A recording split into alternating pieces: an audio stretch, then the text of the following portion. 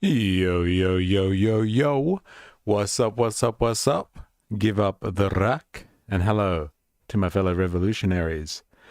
You know who you are and welcome to the Friday stream. That's right. It is a special day in the working week for all of you out there who are with us on this wonderful Friday. If you are not with us yet, just let me say this. The future is bright. So, let's do our usual pleasantries. But before that, so Squeeb, what's going on with that comment there? Did you see the stream come up before and then disappear or something? Yes, well, that was a short stream. Remember, everyone, wait, apparently there is still more to discuss. And there is more to discuss. I saw that as I was setting myself up to go live just before.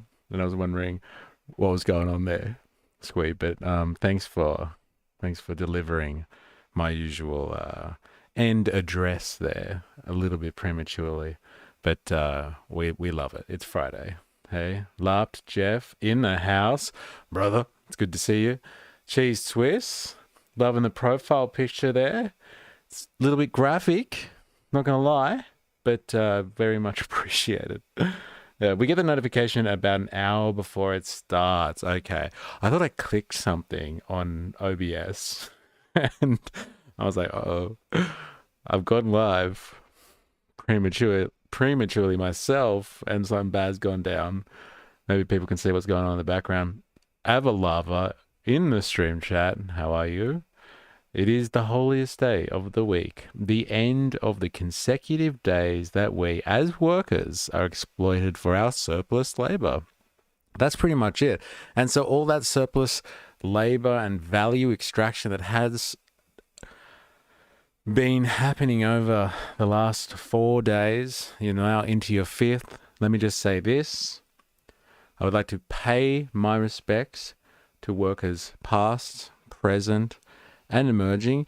It is on your shoulders that the entirety of the modern world has been built. Never forget that. Never forget that. And I hope that you have the next 2 days off, the weekend. It is intentionally called that for a reason. It is a result of capitalistic society and the struggle between labor and capital. It is a small but significant win. It is a time where capital should not be touching you. And if it is touching you, let me just hope for your sake that you're being adequately compensated for that, getting some type of penalty rate, or there's some other, I don't know, form of compensation going on there. But don't shortchange yourself. And, 2 days out of 7 away from the clutches of capital is a huge, huge thing. Let me just say that. So yeah, welcome everybody to the Friday stream. We're going to be going down a very strange rabbit hole today. I came across a post in one of these random AI pages that come up on my Instagram feed because I've clicked on one and I don't click on anything else. And so my algorithm's gone into overdrive and it feeds me some interesting AI propaganda, I must say. But one of the more recent posts that I saw come up was this picture of the Albanian flag. And it read something along the lines of Albanian government to soon become AI or something like that. And I was like, this is a bit much. Let's be honest. What's going on here? And we've talked about this concept before. I have spent a bit of time on the podcast. That's the Revolutionary Think Tank podcast. If you're not aware of what I'm talking about here, if you're not across it, Drake and Page, with a little W there. I'm not sure if we've had a Drake and Page on the stream chat before. If this is your first time, let us know and welcome. And yeah, I've been on the podcast with 4AS and we have spoken about this phenomenon before, about this idea that there could be a point to which AI could assume the functions of government. Maybe not democracy as such, in the sense that humans will want to get together at a certain point with a certain level of participation to figure out their own political futures, let's say. So like they'll get around to decide on what's an important direction to take on an issue, but then the governance of that can be completely rolled out by AI. At the end of the day, AI in the form that we're actually familiar with at the moment, not the, the futuristic kind of hyped up version that they're speaking about with, super intelligent AI, the singularity and all that sort of stuff.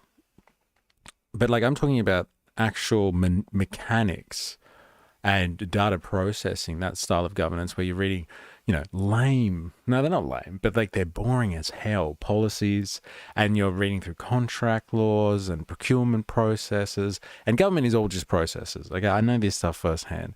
It is just process after process, and you know what a process is? It's just a map for a machine that can be converted easily into a bunch of ones and zeros that can just walk through that thing, not only in its sleep, but in microseconds compared to people having to do that drudgery. So the idea of AI in governance is actually a very, very appropriate thing. I think most bureaucratic processes are just,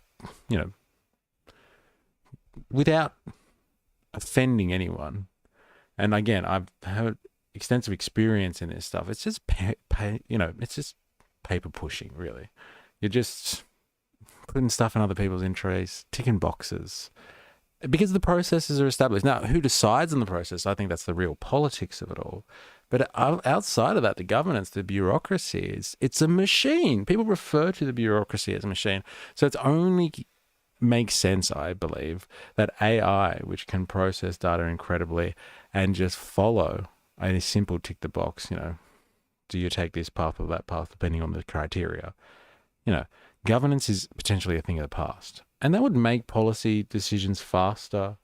That would free people up to make more important decisions. Not that politicians want to do that. We spent a bit of time this week looking at politicians who masterfully evade questions. They just don't answer anything.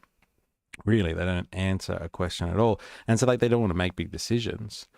And sometimes they just refer to technocrats, so experts in the field, to make those decisions for them. We discussed that at length yesterday, the idea of technocracy versus democracy. But there's still an element of politics in decision-making for humans. So anyway, that's a really long spiel for there is a government, a member of, well, no, they're not a member of the EU yet. They're applying for EU membership. It's a country called Albania. If you've ever come across this country before, wild place, man. Let's have a look at it, actually, because I'm just going to be honest with you. I actually had to look it up. I wasn't sure. I've heard of Albania, but I didn't know exactly where it was. So, no judgment here, if you're like me. So, Squeeb, what did you put in the stream chat? Has someone been censored already? You got censored? Censored or already censored? The stream hasn't started. Dang. Made a witty remark about politicians should partner with Candy AI. What's Candy AI? Maybe politicians should partner with Candy AI to better connect with people. That was before the stream even started. You were getting censored before the stream. Squeeb. You're breaking new records here, man. Honestly, I know what's going on, but you're in trouble. You're in big trouble. YouTube's not putting up with your shenanigans today, can I just say? What's this thing that you put in here, though? The politician made an AI clone to do his job. No way. You know what? That might be a funny place to start this before we actually get into what's actually happening in real life. Is it a longie? Let's have a look. I'm always for a little bit of comic relief. What? It's getting an error code. What's that about? This politician made an AI clone to do his job. Let's search it then.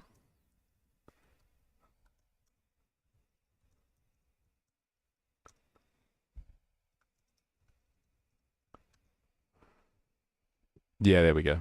Oh, it's not long at all. Oh, great. Let's have a look, Squeeb. What's your contribution today? Ah, what? Another error? What's going on? It is bullshit. Oh, no. Oh, I might do another way, actually, to get around the ads. Yes. Let's see if we can get around it this way. Hey. Incognito. Let's have a look.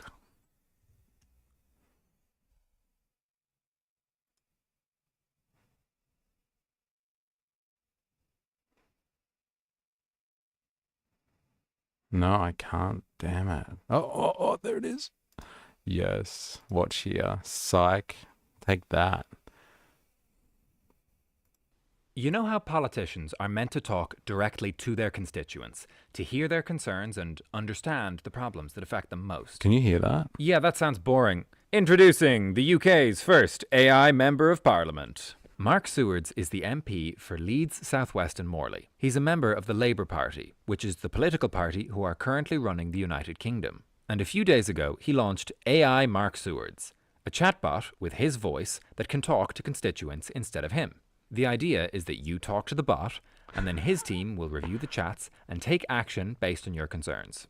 Now, do you think the public response to this announcement was A. Excited about the new use of AI technology, or B. Frothing anti-clanker rage? Well, I read all 374 comments on the announcement post, as of when I made this video, and apart from Mark's own replies, I found 4 comments that were positive, one of which was kind of spam. Here's a flavor of the other 99% of comments. Now that ChatGPT is doing your constituency work, please do us all a favor and take a 100% pay cut. How much is this nonsense costing the taxpayers? Great, now you can resign. What a ridiculous thing this is. If AI can do your job, then what am I paying you 90k plus expenses for? You should be recalled. You are in public office and have a responsibility to actually do your job. I hope it takes your job so you can feel what I'm feeling about the push for AI and how it's taken work away from me. This is disgraceful. Resign. In effect, it makes you even more inaccessible to your constituents than you already are. Lazy and condescending. I hope they vote you out at the next opportunity. That's a really good point, that one.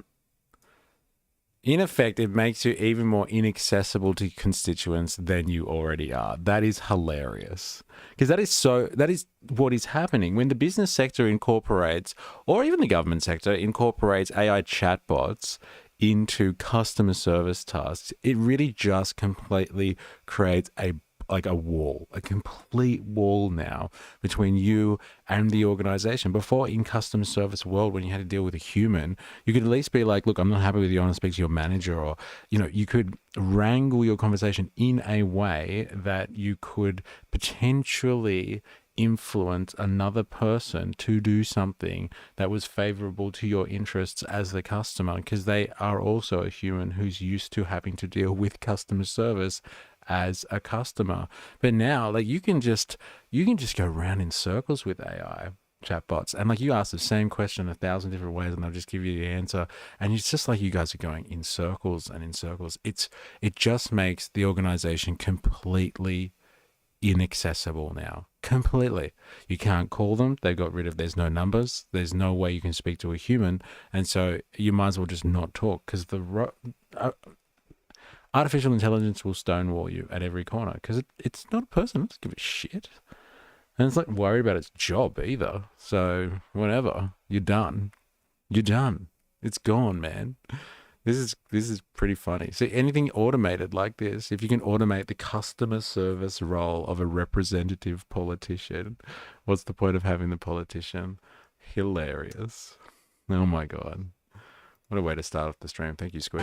How are deaf people supposed to access this? You can't even be bothered to face your constituents? Appalling. Does that mean we can save on your salary and expenses? Do your job. Have you tried actually doing the job you've been appointed to do? You. I sat down for an exclusive interview with AI Mark Sewards That's to hilarious. get his opinion on the backlash. Hi, I'm AI Mark Sewards, Labour MP for Leeds South West and Morley. How can I help you today? Hello, AI Mark Sewards. I'm Silly Conversations. Do you have any comment on the backlash that the real Mark Sewards is receiving for using an AI to talk to his constituents instead of facing them directly? I don't have that information in my knowledge base. If you have other concerns, please contact the team directly. Is there anything related to local or policy issues affecting Leeds South West and Morley that you would like to discuss? I'm here to listen to your thoughts.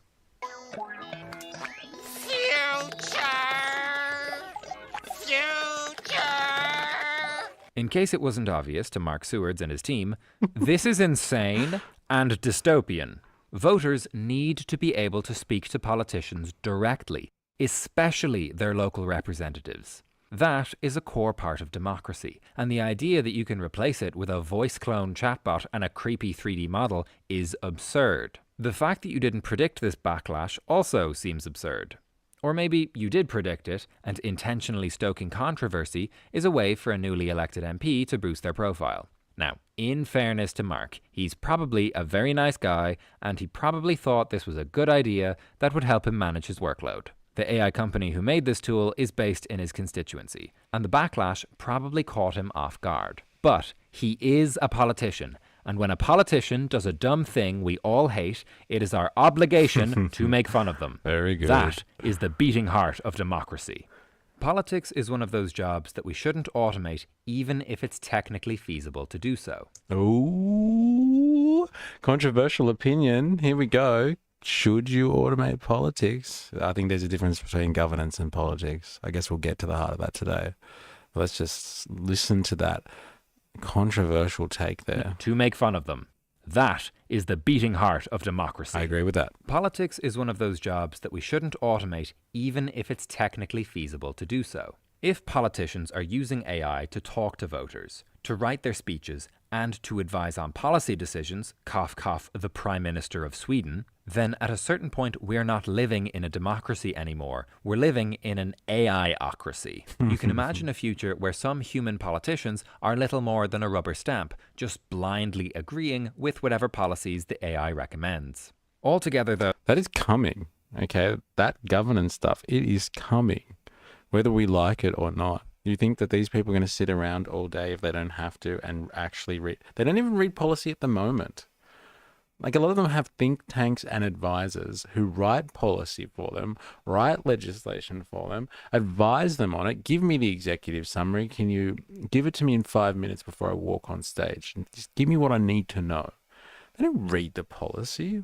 That sort of stuff is going, man, whether we agree to it or not. this incident has actually made me much more optimistic about the resilience of democracy in the age of AI, because the public have made it extremely clear that they will not tolerate this kind of behavior. And they've made it clear. Will it change?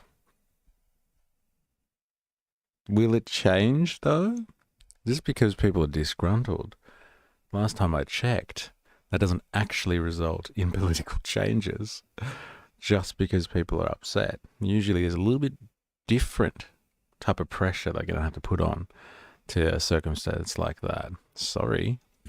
If you live in the UK and you want to make that even more clear, why not email your MP to say how shocked and appalled you are that a member of the British Parliament would use an AI clone instead of talking to their constituents directly. The backlash is justified. The backlash feels good. But you know what else feels good? Hitting 50,000 subscribers! Yay! Wow! Thank Congratulations. Now, look, a few things there, okay? If you try to get in contact with an elected representative, all you're going to have is some automated system anyway where you can leave a comment for them and they'll get back to you. It's just an automated service now with a 3D face, an avatar, and a chatbot. Like, that's the only real difference. You don't actually get to speak to your elected representative. They have teams of people that deal with their comms anyway. Usually they have nothing to do with it. Nothing to do with it. Unless they're out shaking hands and kissing babies at an event. If you get a response from someone, if you've ever tried to reach out to your local MP, it's somebody drafting it for them. I'm sorry to break your heart if that's news to you, but they don't care. They don't write back to people very rarely. Unless it's a very important issue that they can get a lot of attention over. Ooh, Icy Skeen in the house. Yo, yo, make Geordie eat that Marxist pill. Oh, did you see the podcast that came out yesterday? I can't remember exactly what we were speaking about because we filmed that like a week ago or something before they put that one out. Yeah, I'm sure we touched Marxian lessons and things like that for him. You saw it live? No way! Oh, great! Because the YouTube one came out yesterday, and I think they have a live set up for Twitch, right? Did you hear my shout out at the end then, Voltateur? I hope you did. I hope it came out. My mic's always a bit quiet when I go on there. Need to change your VPN to Albania. Yes, Ken here. Drake and Page. Lindsey Graham thinks that we should help other countries before we help ourselves. I don't know who Lindsey Graham is. I would like to know more. A chatbot will also hallucinate its summary back to him anyway, or just say yes to everyone who messages it. Got to teach AI how to double speak. I take the specs from the customer and take them to the engineer. Moment. Audio jumped in volume. Maybe. Wait, just me. Be right back. Yeah, saw it live. Talking about how crazy Trump is. Yes, we did have a bit of chat on Trump and Epstein, but like also like the potential move, the fascist turn of Trump. I think it was really fresh news at the time we were talking. Actually, I was trying to explain the idea of him marching troops onto Washington, actually, and like look at how that's evolved. Has anyone seen the South Park episode or the footage of South Park depicting Trump marching the troops onto Washington, and they're just like there's just troops everywhere? It's actually so easy to hack AI. I'm sure we can get any kind of policies implemented. Socialism, here we come. And who would have thought? Who would have thought? Hey? Who would have thought that this is the way that we would have had some type of socialist reform? Maybe it is reform and not revolution. Maybe that was to settle the age-old question, reform or revolution. It's reform, and we just need a bunch of socialist hackers to get in there and write policy in the background that politicians think AI is generating for it. We'll give them an executive summary, tell them what they think we'll tell them what they want to think the policy is about, and get them to pass it. When really it's socialistic reform. This is an incredible path to revolution here, or some type of new society. I like it, Abalama. I like it a lot. This is how we're going to change the world. My God. Yeah, taking selfie with military all over DC. I saw some footage of people doing that. They're like around the Washington monument or whatever it's called. And there's like just soldiers just like hanging out in the park, and like people taking selfies with them. It's crazy, crazy world, man. Crazy, crazy world. But yeah, so like let's get on to AI and governance. So from what I understand, there is this country called Albania. I'm not sure if you're across that incredible development or not, but it's real. I checked it out. It's on Google. It's a real place. This is what it looks like. It's right here, the Adriatic. So like it's between Italy and Greece kind of thing. I don't know what it used to be part of. I don't know how large Yugoslavia used to be. But yeah, Albania seems to be wanting to get itself into the EU at the moment. And part of those requirements, there's a lot of legislation change that you have to make. There's a lot of paperwork that you have to do. There's a lot of setting up of your governance style to meet EU standards that you have to do. So let's have a quick ask, actually, of our research assistant on this one.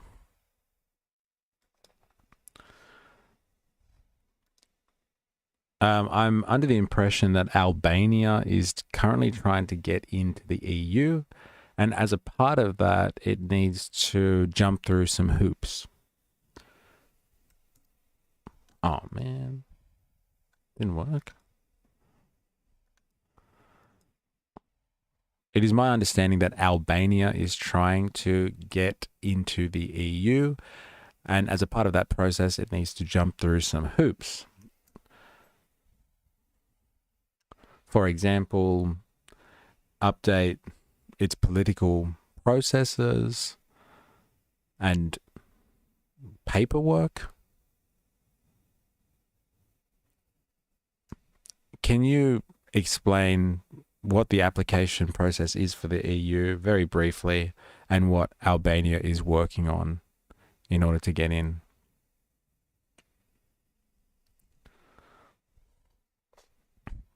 Yeah, so from my understanding, it's actually like the Albanian government has decided, as a result of its, I don't know, trying to get access to the EU, it's trying to use AI to help it get through the paperwork and everything that it must do in order to become a member of the United Nations, which I don't know if that's has ever been done before, because apparently there's a documentation, EU documentation that you have to do, which is like in the order of reading 250,000 pages worth of documentation. 250,000 pages of documentation. You need an army to get through that. AI, people's dependence on AI is dumbing people down. Yes. Yes, it is. I would agree. I guess it just depends how you use it. Like, people, 50, 60 years ago were saying that the invention of the television, or the proliferation of TVs into everybody's houses, they used to call that the idiot box, and that was going to destroy the world. And maybe they were right. Maybe we are just dumber than people before us. But like, time will tell, I would say time will tell. So Albania is an official candidate for EU membership and is actively working through the necessary reforms. So application and candidacy. A country officially applies for membership.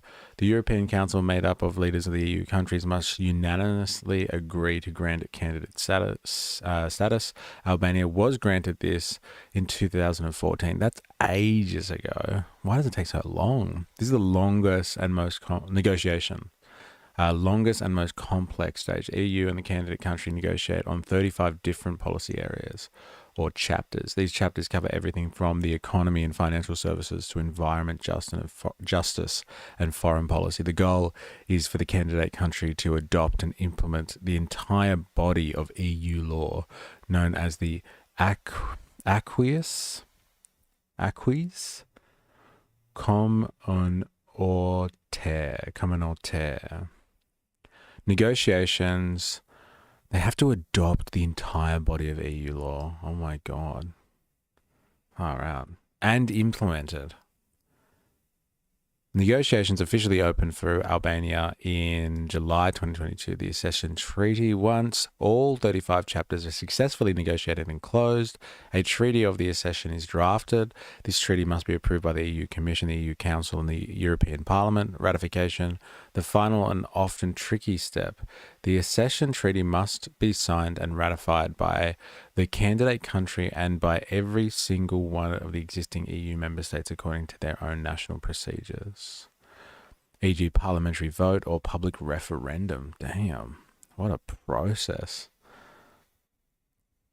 Okay, so this is what they're working on. Rule of law and judicial reform, the biggest hurdle, the vetting process. Albania has undertaken a unique and deep reform to vet all judges and prosecutors for unexplained wealth, ties to organized crime, and professional competence. This is a huge undertaking meant to clean up a system widely seen as corrupt, fighting corruption, establishing a solid track record of investigating, prosecuting, and convicting high-level officials for corruption. They're fighting organized crime, intensifying the fight against drug trafficking, money laundering, and human trafficking, and demonstrating tangible results. Public administration reform, ensuring the government jobs are filled based on merit, not political affiliation. God. Improving services, making it easier for citizens and businesses to interact with government, and reducing bureaucratic red tape. I guess you could see how AI could assist with some of this stuff, right? If you didn't have an army of government employees, it would be easy to get AI to do some of this stuff, resolving long-standing issues with property registration and compensation, a complex legacy of the communist era, guaranteeing a free and pluralistic media environment free from political and business pressure. Far out. This is interesting. I can't believe like Hungary is part of the EU then. Minority rights, upholding the rights of all minorities within the country. Economic reforms. Albania must demonstrate that it has a functioning market economy. There you go. The EU Council, the EU itself, it's just one big liberal orgy. You have to have a functioning market economy. So our big businesses from Europe can come in and trample all over your local economy. They can withstand the competitive pressures of the EU's single market. This involves improving the business climate, reducing large informal economy, and ensuring stable public finances. A candidate country is expected to progressively align its foreign policy with the EU's common foreign and security policy. On the front, Albania has an excellent track record, having aligned 100% with all European sanctions and declarations, particularly regarding Russia's aggression against Ukraine. Very topical at the moment, isn't it? All right, so there you go. So they're trying to get into the EU, and that started in 2014. And so supposedly they're using AI to help them with this process. And by extension, they've kind of just been like, well, you know what? Let's just get AI to do the governing for us then. Why the hell not? Like, if we have to do all of this stuff and we don't may potentially have the resources for it, why don't we just get AI to fill in the gaps? Which is a very interesting solution to a problem like governance, as I was saying before. Contrary to what Silly Conversations was saying, but, you know, still, I think the governance kind of stuff can be incorporated quite nicely into AI. But like, this is happening, and if it gets rolled out, this might happen in more places. Fill my gaps, baby. Jerry Poppins, happy Friday. It's good to see you. Welcome to the chat. So let's have a quick look at what's going on here, shall we? This is Albania, Jerry Poppins, if you're wondering. Lovely place. I'm not sure if you've been there or not, but if you have any pictures from your travels abroad and they include Albania, let us know. I'd like to see one. And so this is one of the sources that I've found before. Let's see if it comes up. Yeah, here we go. So this is the Albanian Prime Minister, I want to say. Maybe he's a president. I don't know. He's a huge dude as well. I saw him like shaking hands with foreign leaders and stuff. And he's just so tall. He's like 2 meters tall. And I was like, oh, that's why he looks like a giant. Love the food.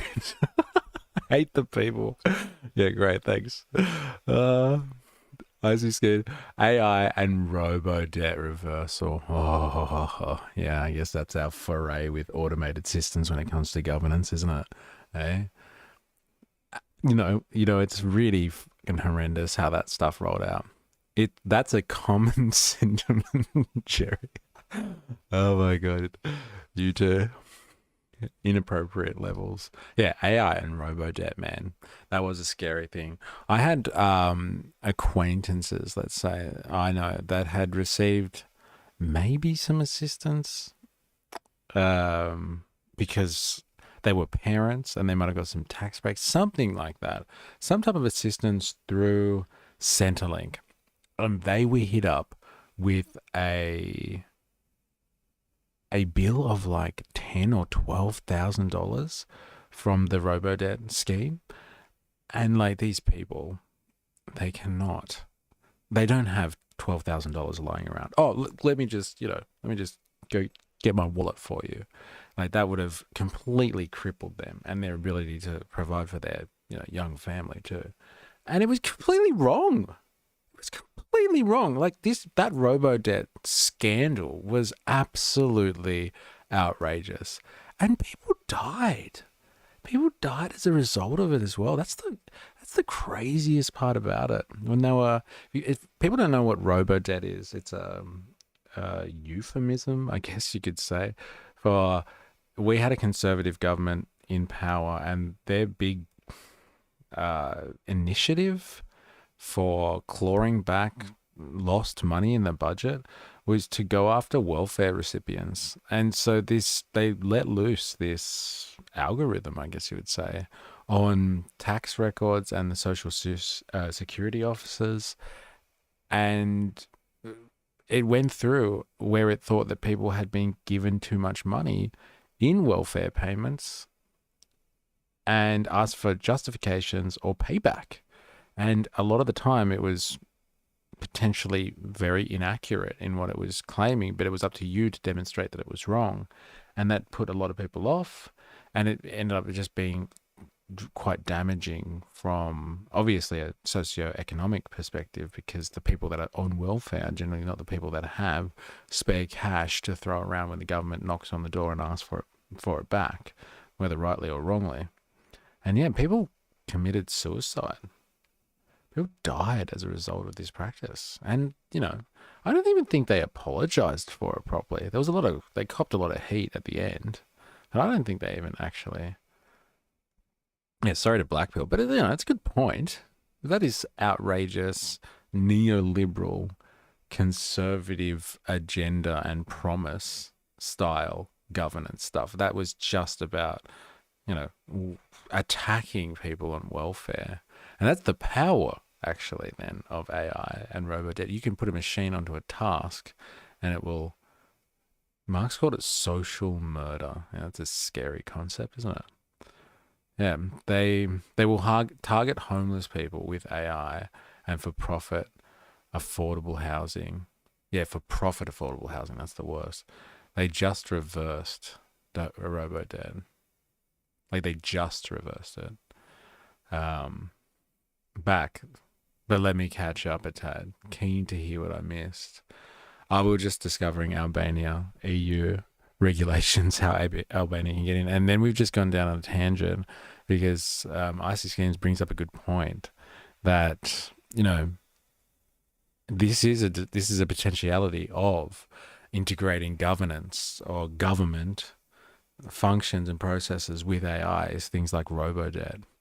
So that is a pretty scary notion. But that, like, they had an agenda, and their agenda was to attack people that are on welfare. They wanted to get them back because they're bludging off the system. Where you have, I don't know if anyone's actually seen this. Apparently there was a Four Corners investigation a couple of weeks ago. I've been told about this by a friend, and I do want to look into it in the stream. I just haven't had a chance to get around to it. But like the GST scandal, has anyone heard about this? And so the story goes is there's all these companies that don't exist out there that have been claiming back GST expenses on the tax and on businesses that not even, don't or shouldn't claim GST because they don't meet the threshold, but like don't even exist. They don't exist. And so there are taxation automated systems in the Australian Tax Office that haven't been really checking these claims that people have been making.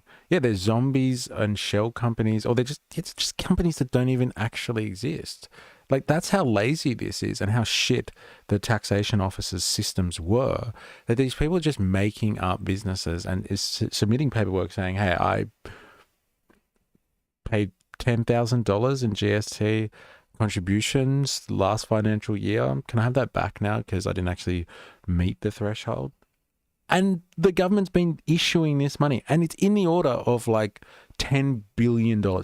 $10 billion, apparently, that they have been paying out to people through this this loophole, not even a loophole, this scam that people are going through. And then they have the audacity to go after welfare recipients like they're a burden on the economy, and you have people literally stealing from this taxation office, like billions of dollars from like actual taxpayers through a scam, whereas like welfare is actually an institutionalized process. It's a system.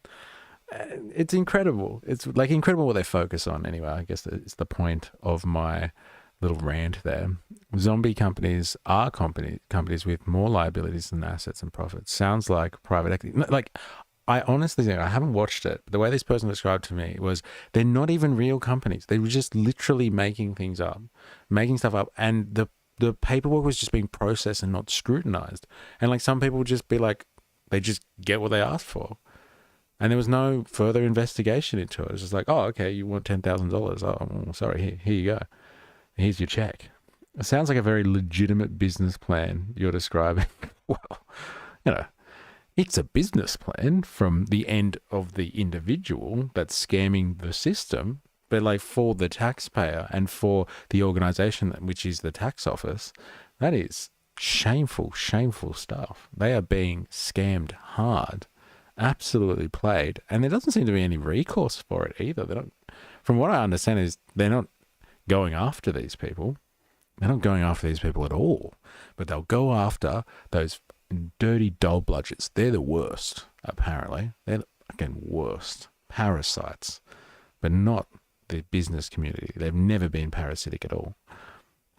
Assessing the cost of people abusing service versus the cost to police it. Shrug. Yeah, fair enough. Send in the AI. Send in the AI. If it's got the right remit, I guess that's the most important thing.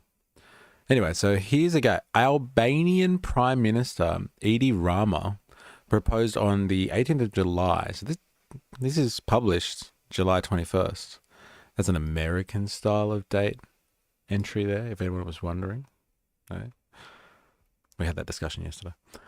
That artificial intelligence could soon take on a significant role in Albania's governance, including the possibility of managing an entire AI-run government ministry in the future. Albania, currently progressing rapidly in its EU membership negotiations, is working to modernize its institutions and reduce corruption. That's what we were reading about before, with digitalization and AI in government seen as a key tool in these efforts. Tirana has already used AI to analyze where Albanian legislation diverges from EU acquis, do you reckon? Or is that acquis? Acquis. I'm going to go with acquis. EU acquis, aligning with European standards. What a job that would be, because I'm sure the European Union has passed a lot of laws. And so you have to update your entire legal system to align with that of the EU. Fucking mental. No easy task, I'm sure. Service New South Wales 10 years back. Cost to check if it was actually a senior applying for a senior's card wasn't worth the check versus abuse levels. So they auto issue to anyone that applies, even if they're too young. There you go. So there's your cost. Why didn't you put that in the thing? Do you reckon that would have got censored? That's why you wrote here, I betcha. Hey? If anyone wondering where I'm reading from on the side, they do 6 monthly checks for DB. Yeah, fair enough. Yeah, Squeeb's getting worried about being censored. You're all being watched. You're all getting censored. Now, if you're wondering where I'm reading from right now, I am on the Discord, and here's the invitation. So you can come across and join the chat there if you're interested. We have different channels for different things. So there's a stream chat and a censored comment. Because if you get censored in like the YouTube chat, please don't keep posting the same comment over and over again, just in case one might break through. We figured out earlier this year that means that they'll just cut off the entire stream. So yeah. Right, where were we? Speaking at a meeting with technology professionals in the southern city of Berat. Where's that? I'm getting my geography lessons in. So here's Tirana. That seems to be the capital city, I guess. Looks like a beautiful place. It looks like every European city. All roads leading in. And there's used to be some type of walled arrangement going on there from medieval times. And where's the river though? Usually they're built near a river. Oh, maybe that's the water source running through the middle there. Yeah, that looks like a Dalana. Guess there's a lake close by. That makes sense. Okay, where is Beret? Or do I say it like the French? Beret.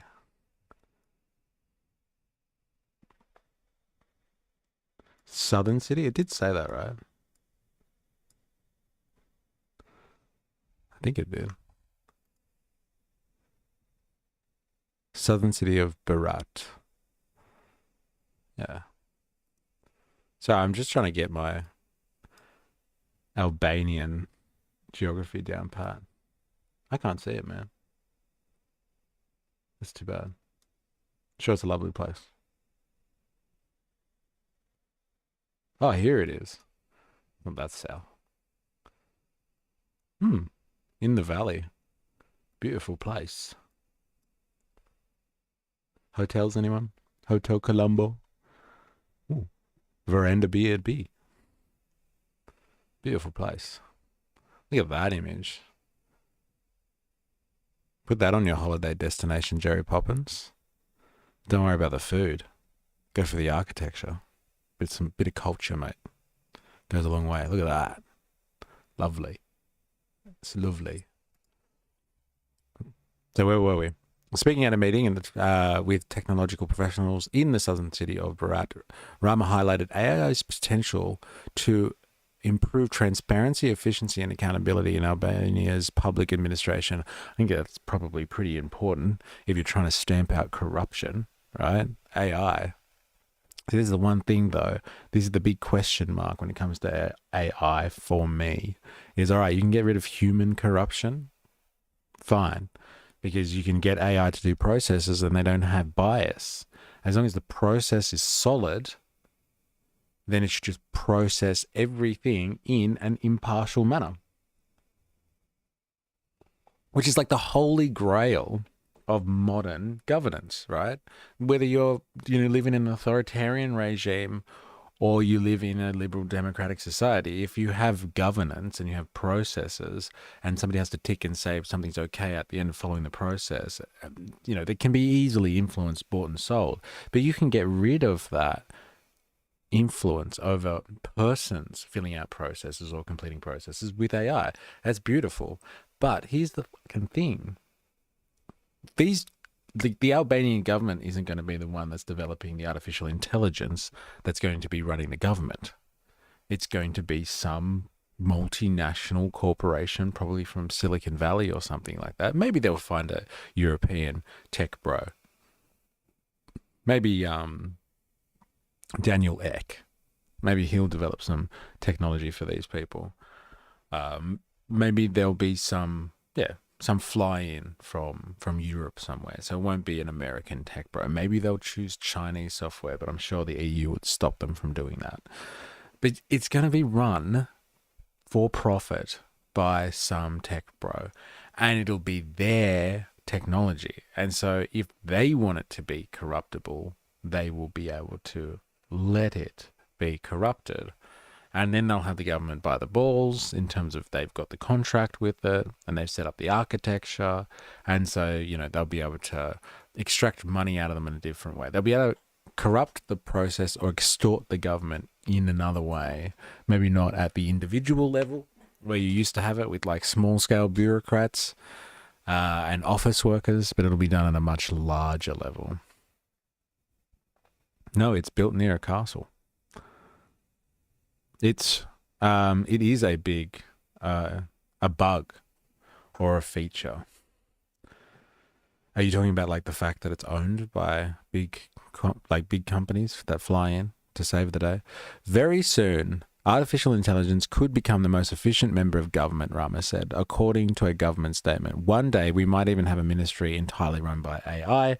That way, there would be no nepotism or conflict of interest. Like, this is gold, man. This is the holy grail of governance right here. That's what has plagued all governments forever, all states forever, not just in capitalistic society, in any society that's had a state organization in control of the public interest, you have the ability for nepotism and conflicts of interest. And yeah, like for all intents and purposes, like even with the example we were using before with robo-debt, it was completely impartial. Like it was wrong, but the robo-debt was not looking for particular victims. Everyone was a victim, if you know what I mean.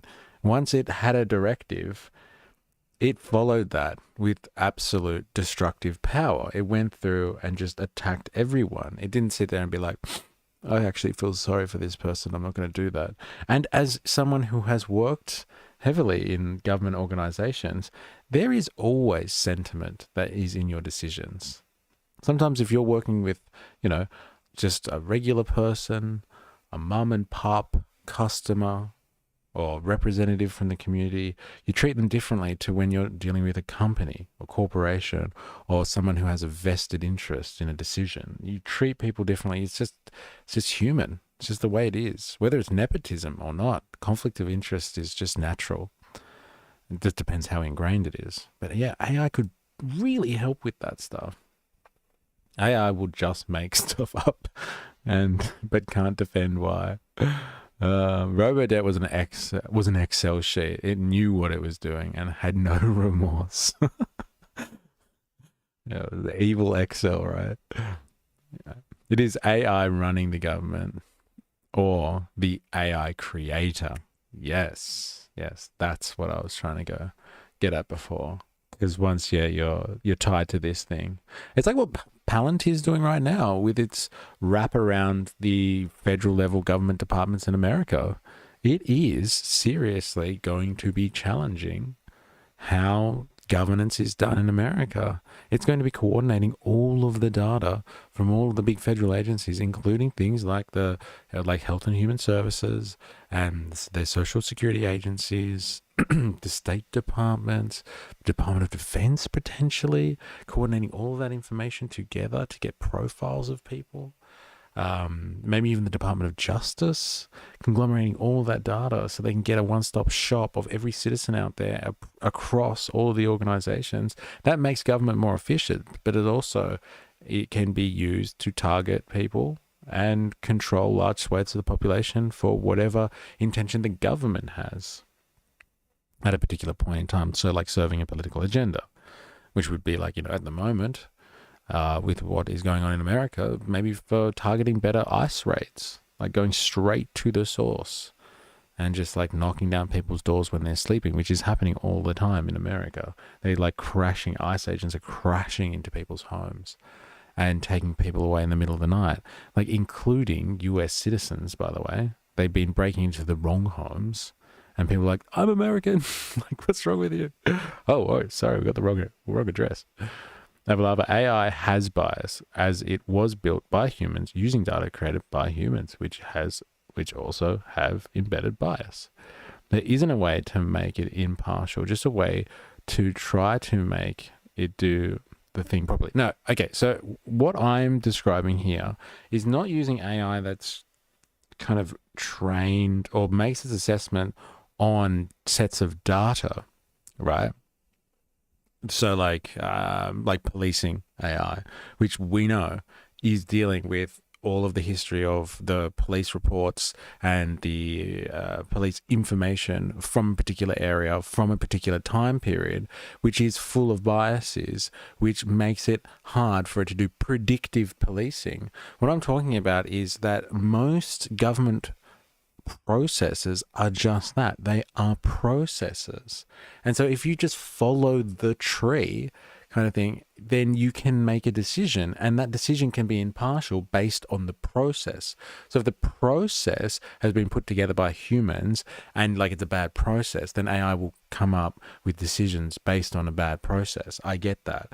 But if the process itself is just a yes or no answer, like, should somebody build this house, or should somebody get access to a welfare payment? And it's just a tree of decisions that it's just like yes and no binary options. Like, it really can be impartial in that sense if it's not having to make predictive decisions like what we're talking about with, Palantir's technology.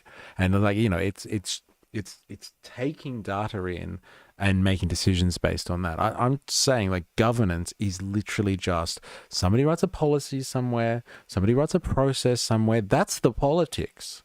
Let the humans do the politics. But once it comes down to just basically yeses and nos and ticking the boxes, as much as I love government employees, and I know many of them, if they can be replaced or automated, a lot of their functions are redundant in the sense that a machine could do it faster. And like, then you could service the population better because you could actually use people's expertise in doing the job better as opposed to just the drudgery of paperwork. That's the type of governance I'm talking about.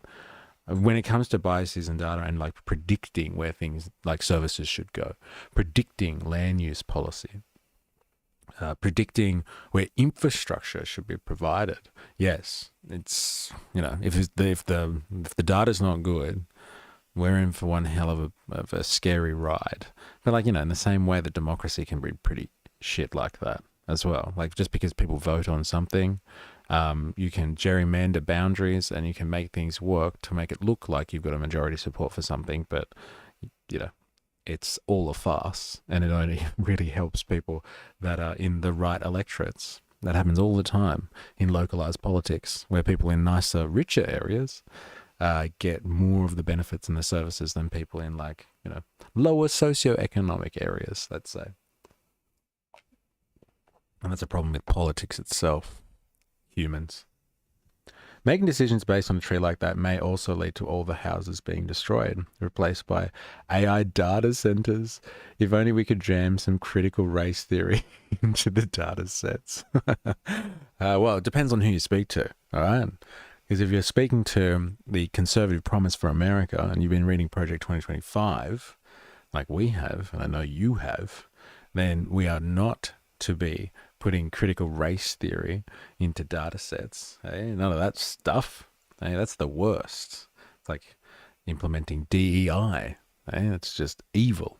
Pork barreling is a good example. Yes. And that's like a inherent, I think that's an akin analogy, pork barreling, to the potential for AI in governance to have biases. Pork barreling is the same thing. It's like pushing bad, like influencing the process in a nefarious way, or a way that is,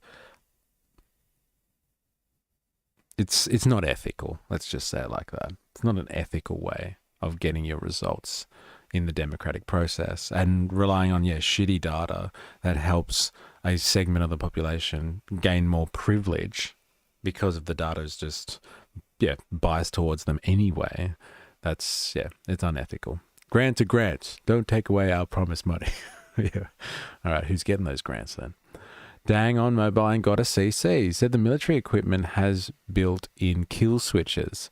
Same as by AI. Can use it only for what the creator approves. Yes, that's a scary prospect. It's like the idea that, if you've ever watched like Jason Bourne series or anything with intelligence services and modern cars, that like because of the electronics in cars now, they can just turn them off. Like if you have a subscription for your car, I don't know how to actually describe it. It just seems like a subscription model to me.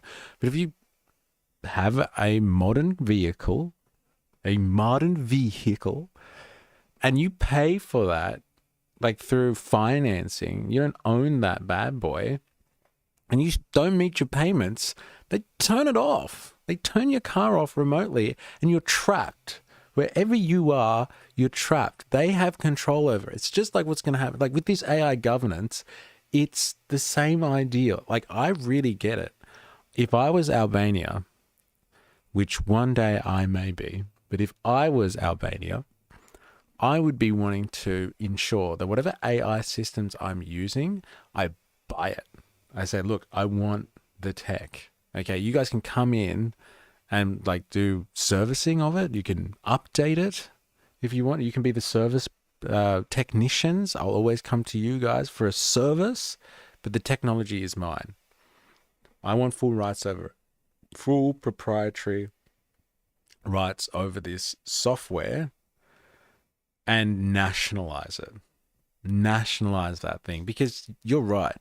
Kill switch, baby. That's the real thing when it comes to this type of artificial intelligence integration into forms of governance and like parts of the market where somebody else is controlling it from the other side of the world. Technically, they can kill switch you at any time. They could turn off the government. Like he's talking about having a high, like Rama, the Prime Minister was talking about having like a whole AI run government department, an entire government department. Right. Imagine if Service New South Wales was entirely AI, the entire thing. Imagine if the Department of Justice in America was entirely AI, because, you know, it's pretty clear cut legislation. You read it and the interpretation is the difficult part, but you read it and then you look at cases from the past, and AI can do that. AI can troll through every single case. It can do it way better than humans can in terms of the rate at which it processes information. So all the attorneys for the state and all the people that work in that institution could just be AI making little decisions based on previous cases. You can call it hallucination if you want, but humans call it interpretation when you try and get down with legal terms and how to interpret clauses and sections in laws and statutes and all that type of stuff. So, you know, imagine an entire department done like that. And then it's owned by some, I don't know, Mark Zuckerberg type, some Sam Altman type. And then you're having a disagreement. You don't want to sign up another contract on their terms. Boom, they turn the service off. Turn the service off to that entire government department. That's how you derail a government. Or they didn't like you politically and they turned it off anyway. And they said they had some issues with it. And they held you to ransom over it. And then people didn't have their services. And then so people start complaining. And then talk to their AI representative like we saw on that Silly Conversations video. And then they can't talk to their AI representative. And then there's a revolution the next day. Bang. That's how we bring down the capitalist system. Right there, ladies and gentlemen. If only we could jam some critical... Oh, no, I read that before. Jag, yeah, but legalese is often just a way for people to obscure facts and twist it to their own advantage. 100% it is. 100%. That is exactly what legalese is. And it's just like this boys' club of senior legal persons that speak in their own language to confuse everybody so they can dominate this industry that is effectively has a control over basically every other form of industry and government and service out there. Like every form of whatever in the economy has a legal department, just like they all have an IT department now. But they all have a legal department and they all speak in this legalese language to protect each other, and they all go to battle with each other, but they're all friends, they're all mates, and they protect their own industry. And yes, they speak this jargon, but the jargon is interpretable, especially to a system that has access to everything, to every legal opinion that's drafted and published, every legal document, textbook, case out there that it has. If it has a big enough database, it will be able to interpret the bullshit that these guys speak. I would be very nervous in the legal profession, because you could ramp up and get the court system moving so much faster with, like, you know, AI assistance, let's just say. And that's why the Department of Justice would be a great place to start with something like that, because the Department of Justice should technically have access to all of these kind of court cases, court rulings, should have reams and reams and volumes of all the history of all the cases out there. Perfect database to start with an AI system, because it's not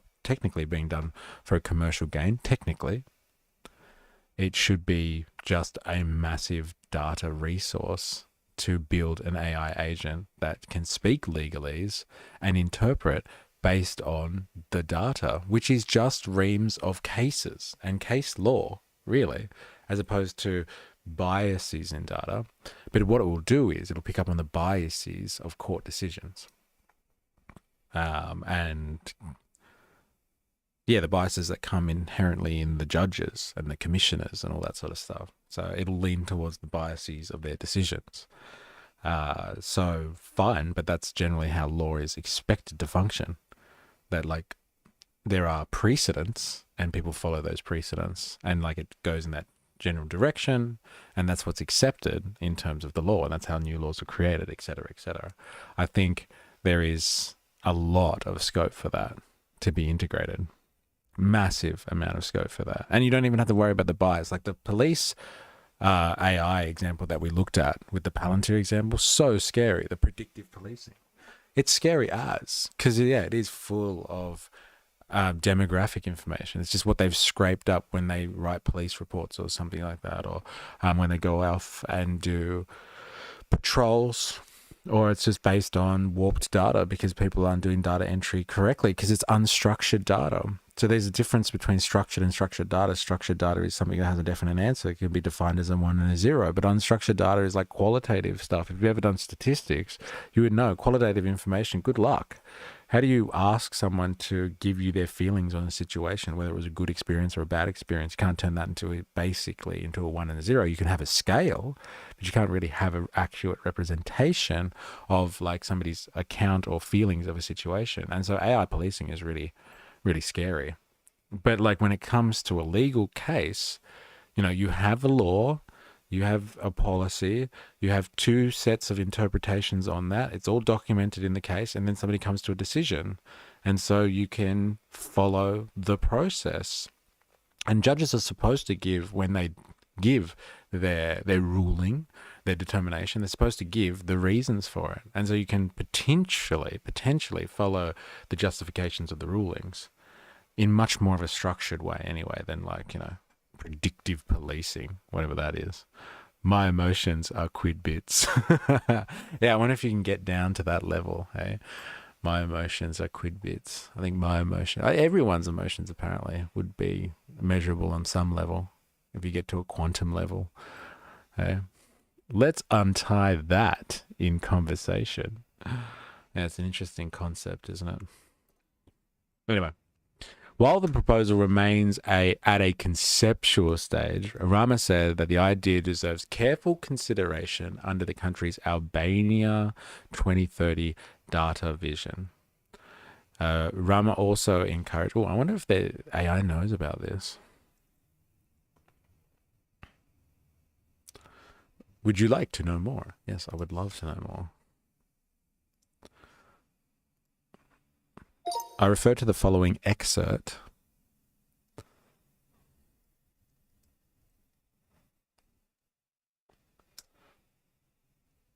from the article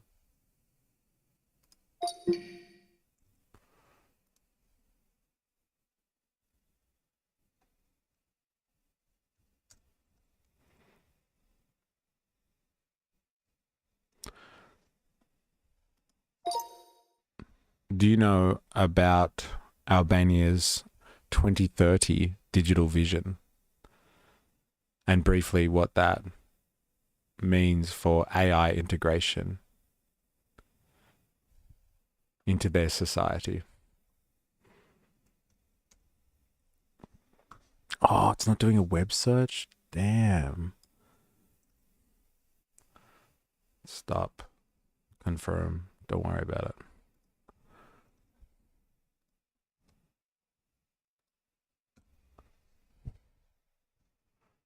Let it think.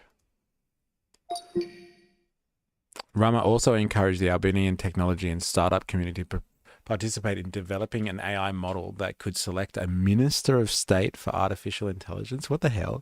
Describing it as a step toward a future which AI systems might oversee government decision making. Isn't that crazy? Imagine if you started picking, government ministers. If you were a prime minister and you were picking your cabinet and your ministers, and you were using AI to try and pick your ministers for you.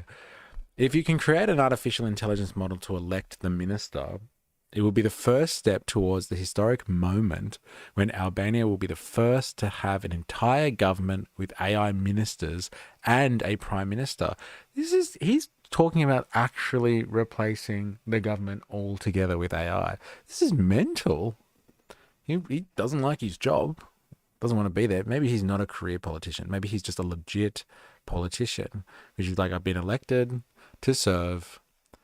And, if we can do it better with AI, then let's do it better with AI. Rama also reaffirmed his government goal for Albania to transition to a cashless society by 2030. That's a controversial take. I don't know how everyone feels about that, but I know people do like the autonomy of having cash. I know we've had those discussions before. Aiming for all financial transactions and public interactions to become fully digital. Achieving this, he said, would require significant efforts in public awareness and digital skills development, but the technology itself was already in place. Dun dun dun. AI would do much better at picking politicians than the Albanian people. Fact. And when you base that one on, I would like you to cite evidence next time you make these audacious claims. Voltaire, AI to make most efficient policies. Get people to just vote on values because AI can make laws directly in line with the values. That's what I'm big. So based on here, I cite prejudice. So good. Well, thank you, Jerry Poppins. Thanks for being so honest and open about it. And it's very entertaining, your prejudice. Not going to lie. And there's no prejudice in that statement. Yeah, I think, AI can make policies. Like, has anyone sat down and read policies anyway? Oh my God. They are dry. They're deliberately dry. They really, very basic language.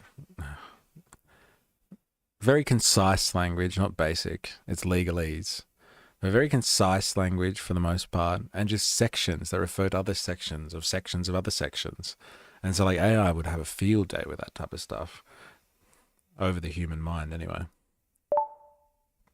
Okay, based on the provided context, Albania's Digital Albania 2030 is an ambitious, multifaceted strategy to transform the nation into a fully digital society by 2030.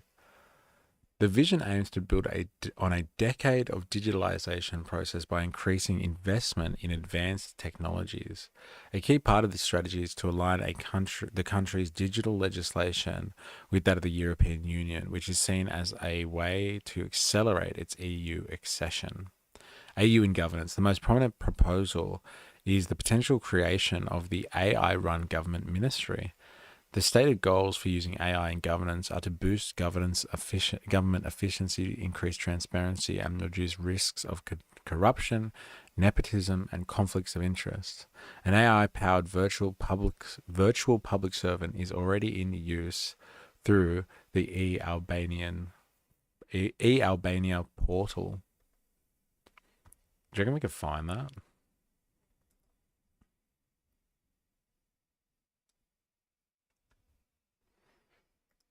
What's the E? Oh, it's probably going to be in Albania, though, let's be honest.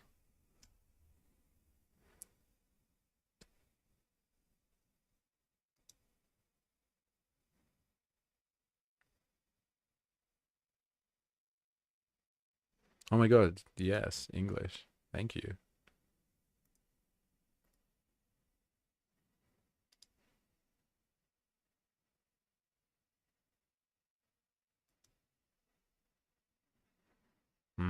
Why can't I get around that?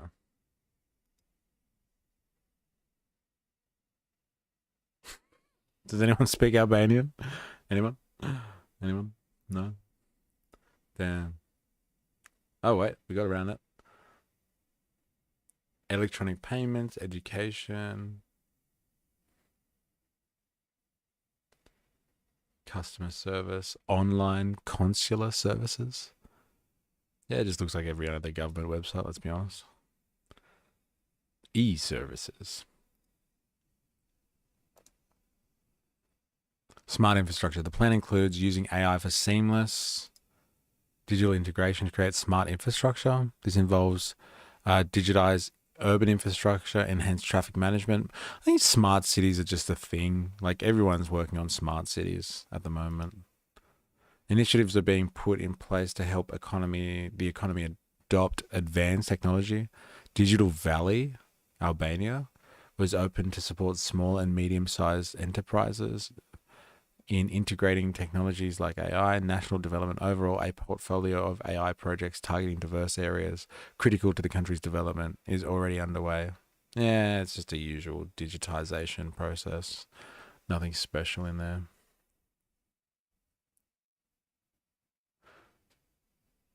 They are repetitive. If you're talking about like policy and stuff like that, oh my God. So dry. So dry. All right. There's one other article I wanted to see because that was from July, but something's happened recently. Let's see if there's anything else that's happened since then with this AI governance.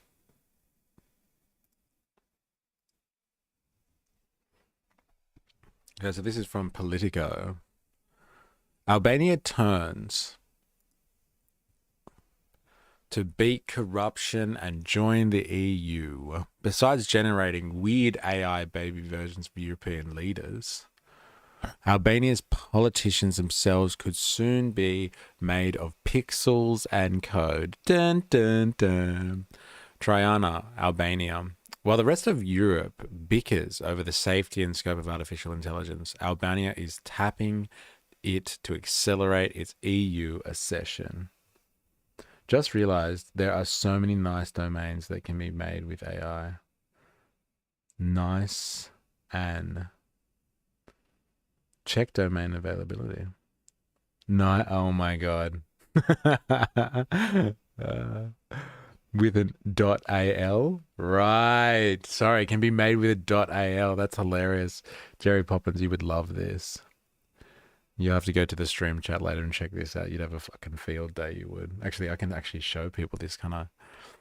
Oh my God. Avalava. You've killed the stream. Just realized, ready? Just realized. Oh, you can't see that. Come on, man.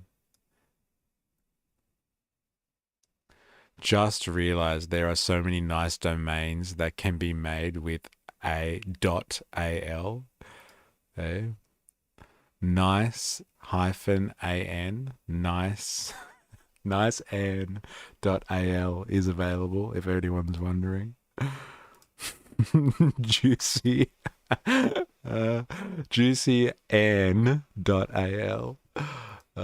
Hilarious. See, this is why we get censored. Honestly. Just got censored. You can only insult Albania so many times. Yeah, YouTube has a limit, according to YouTube. All the controversial policies our government puts through, it will read them to see how dodgy they are. Almost feels intentional with how vague, repetitive, and subjective the language is. Yeah, it's the legalese kind of stuff. It's the usual policy kind of language. You kind of have to read enough of the policy to kind of know what these words mean when they're thrown together like that. But once you've got the formula, like it's just, it reads quite simply. But you have to spend a bit of time understanding how they write policy language, which is just like, yeah, legalese. Oh my, mystery dash, oh man, did I just do that? Yeah, mystery and mystery anal is available. Well, I did say the other day in the stream chat that I would do, what was it, horrible things to get my hands on $150,000 from the Heritage Foundation. Was it the Heritage Foundation? Yeah, the Heritage Foundation. Hey, maybe that's what it's going to be. Setting up one of those institutions in Albania, a mystery-an institution in their version of Silicon Valley, by the way. which they have. We were just reading about. So the Prime Minister, where were we? Before we get distracted. I tried to get based as fuck once, based AF once, but the Afghan government was too preoccupied to accept. Oh, I wonder what I was preoccupied with. Interesting. That's hilarious. Because apparently it goes, like, you can get good cash for domain names, right? Because what is the country that we were looking at that has .ai? There's some random country in the Caribbean? No, not in the Caribbean. But yeah, there's an island outside of the Caribbean somewhere.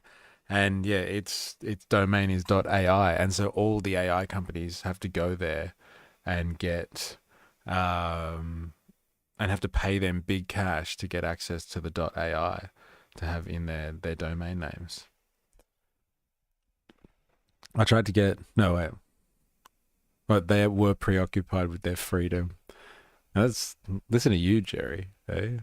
Talking about people trying to get access to their freedom. Eh? Get off your soapbox, mate.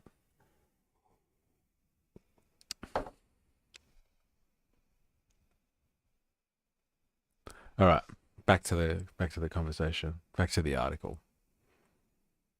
It's an even.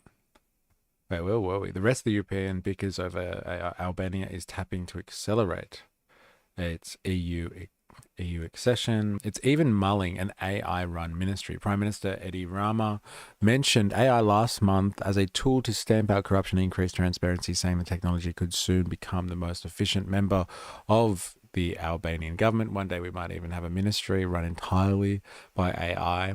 Yeah, we've read all of this. Come on. He said in his July press conference while discussing digitization, that way there would be no nepotism or conflict of interest. Local developers could even work towards creating an AI model to elect a minister, which could lead the country, be the first to have an entire government with AI ministers and a prime minister. With no formal steps have been taken, while no formal steps have been taken and Rama's job is not yet officially up for grabs, the Prime Minister said that the idea should be seriously considered. Ben Blushy, a former ruling party politician and author with a keen interest in AI, said he believes there is nothing to fear from the technology and that AI run states are a real possibility that could turn our concept of democracy on its head. Hey? Come on now. This is interesting. The US military has sent many secrets to government officials in the Mali government, typing .ml instead of .mil. That's hilarious. What a slip up that is. And you think, when you think of the American military, right, you think Pentagon, you think airtight, right? But look at this type of stuff. And then like people talking about bombing Yemen on signal chats and stuff like that. Yeah, it's not airtight at all. Their processes is like... Look, I've got to agree. There's a real... I love this sentiment. AI run states are a real possibility that could turn our concept of democracy on its head. If you took these means of production, the AI, out of the hands of big corporations, I'm not saying you give it to governments because they are in a capitalistic world, they're not better. They just end up running like corporations do.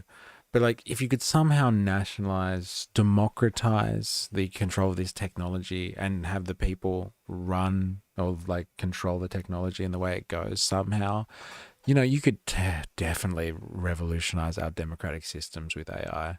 Yeah, you wouldn't even need politicians anymore. We could all just have, you know, a referendum, one every morning when you wake up and have your coffee or whatever. On a daily basis, every 24 hours, there's a new agenda item, and everybody just wakes up and presses yes or no. Policies are drafted, and then we get back to business and doing other stuff. And AI could operate and run all of that for us. And we could be democratically involved. You could have full participatory, direct democracy, and like it'd just be automated. And like you wouldn't even have to deal with politicians. People don't like politicians anyway. They're not trustworthy. And like you could just cut them out. Imagine that, a system where you cut out sleazy politicians. You reckon AI would base its decisions off running sims? What do you mean by that? You reckon AI would base its decisions off running sims? Like use that as an example of how to rule and how to run things? Potentially. A lot of data on it. A lot of simulation, right? Hey. I see what you did there. Why do we have to choose between two or more human options if the service we get from the state could be done by AI? Well, as she said, societies will be better run by AI than by us because it won't make mistakes. Well, it doesn't need a salary. There's a better one. Cannot be corrupted. I like that too. And doesn't stop working. That's the other thing, right? Like it could be doing stuff around the clock. Definitely agree with that one. Like look at the way that like parliaments are working around the world at the moment. In the global north, they're having summer at the moment, and like all the politicians are off for summer holidays. They're not doing anything, lazy pricks. Like in Australian Parliament didn't sit for like 3 months or something like that after the election. It's mental. Could you imagine, working people just taking a 3-month holiday because they don't want to do their jobs for a bit? Far out. Hey, that'd make the political process a lot more streamlined instead of all these politicians just giving themselves extended holidays all the time. Albania has long grappled with corruption in all facets of society, and politics is no exception. The ruling party has seen its fair share of officials charged with and convicted of corruption. Opposition leader Salih Berisha is currently facing a corruption trial, and the former Prime Minister and President Ilameta is behind bars. AI already in play. AI as a tool, not a miracle, according to Jarida Tabaku, a member of the Albanian parliament with the opposition Democratic Party. She said that in the right hands, it can transform governance, but in the wrong hands, it becomes a digital disguise for the same old dysfunction. It's a fair point. While she supports digital innovation and AI, Tabaku said that the entire governance system needs a reset before AI could be rolled out. AI is already being used in the administration to manage the thorny matter of public procurement, an area the EU has asked the government to shore up, as well as to analyse tax and customs transactions in real time, identifying irregularities. Procurement is huge. If you know much about, getting a government contract, procurement's where it's fucking at. If you know people in procurement, that is like one of the most corruptible elements of any government process ever. Government, endless stream of cash backed by the taxpayer. If you know people in procurement, then you know how to get access to that taxpayer dollars. That's how you get contracts. That's how you survive as a business. Not going into the free market, not going into business with other businesses. You get government contracts. Not only do they pay, they actually pay, unlike doing business with other businesses who you're like, I'll hit you up in a few months when I get paid from my jobs too. They pay on time. And again, taxpayer assured payment, baby. So solid. Government contracts and procurement is literally to avoid the perception of corruption and transparency purposes. Procurement is just lists and lists of processes checked by legal people to shore it up, to make sure everything seems to be okay. Are you saying that you can get some GPUs? What do you mean? You can get me some GPUs. Oh, right, because of government contracts, if that's what you mean. But procurement, man, such a potentially dodgy area that AI could really shore up really well. Again, just a bunch of processes. It's just a bunch of processes. And there's so many people that hover around and they're friends with government officials and stuff like that because they can get access to procurement processes. Heaps of that goes on. As well to analyze tax and customs transactions in real time, identifying irregularities. The country's territory is also being monitored by smart drones and satellite systems, which use AI to check for illegalities on construction sites and public breaches, and for cannabis plantations in more rural areas. That's pretty scary, man. That's pretty scary. What's that about? Hey, smart drones and satellite systems checking for illegalities on construction sites. That's pretty crazy. Hey, Mr. E, I've got this new AI startup, but I need some hardware. You look like the kind of guy who should get it on the ground floor.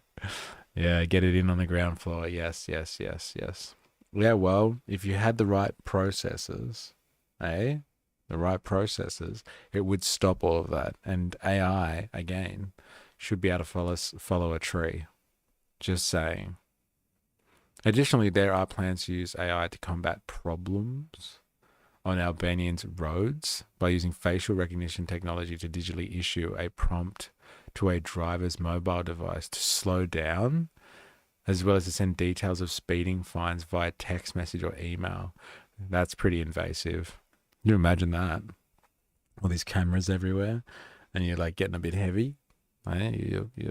You drop your foot down a little bit, and then you get a text message telling you to slow down. And then so you pick up your phone while you're driving. That's clever. The country currently has one of the highest rates of fatal traffic accidents in Europe, according to the State Statistic Agency, mainly due to speeding. Interesting.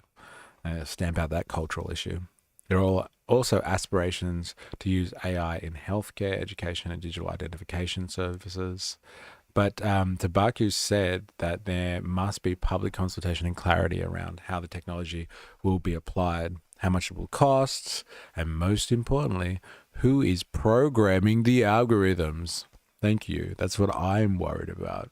Who's in programming these things? If the same actors who benefited from the corrupt tenders are those ones programming the algorithm, then we are heading into then we're not heading into the future. We are hardwiring the past. You can't fix a rigged system by putting it in the cloud, Tabaku said.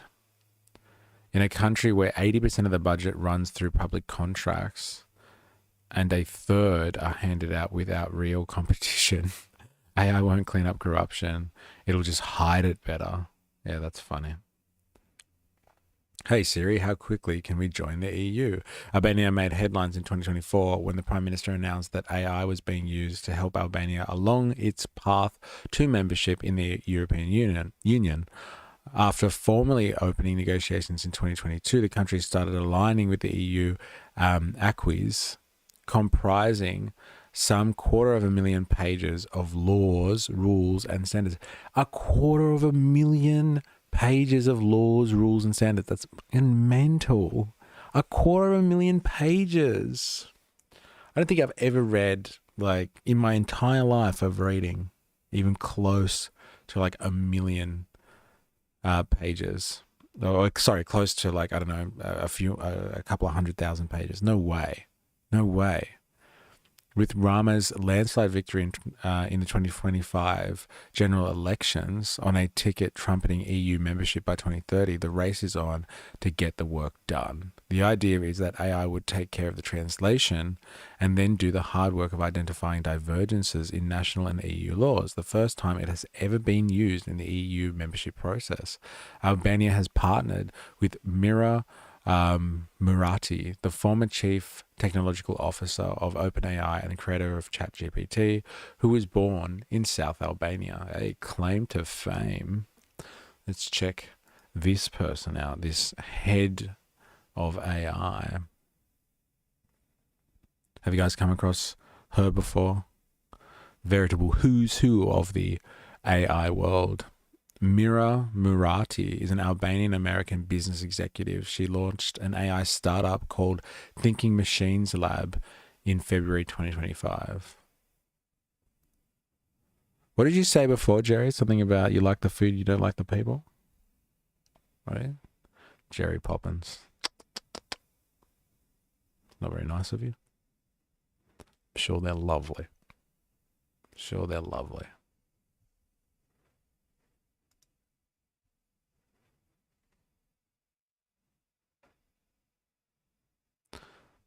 Murati's $2 billion seed round inspires female funders. $2 billion. Damn. Former OpenAI CTO.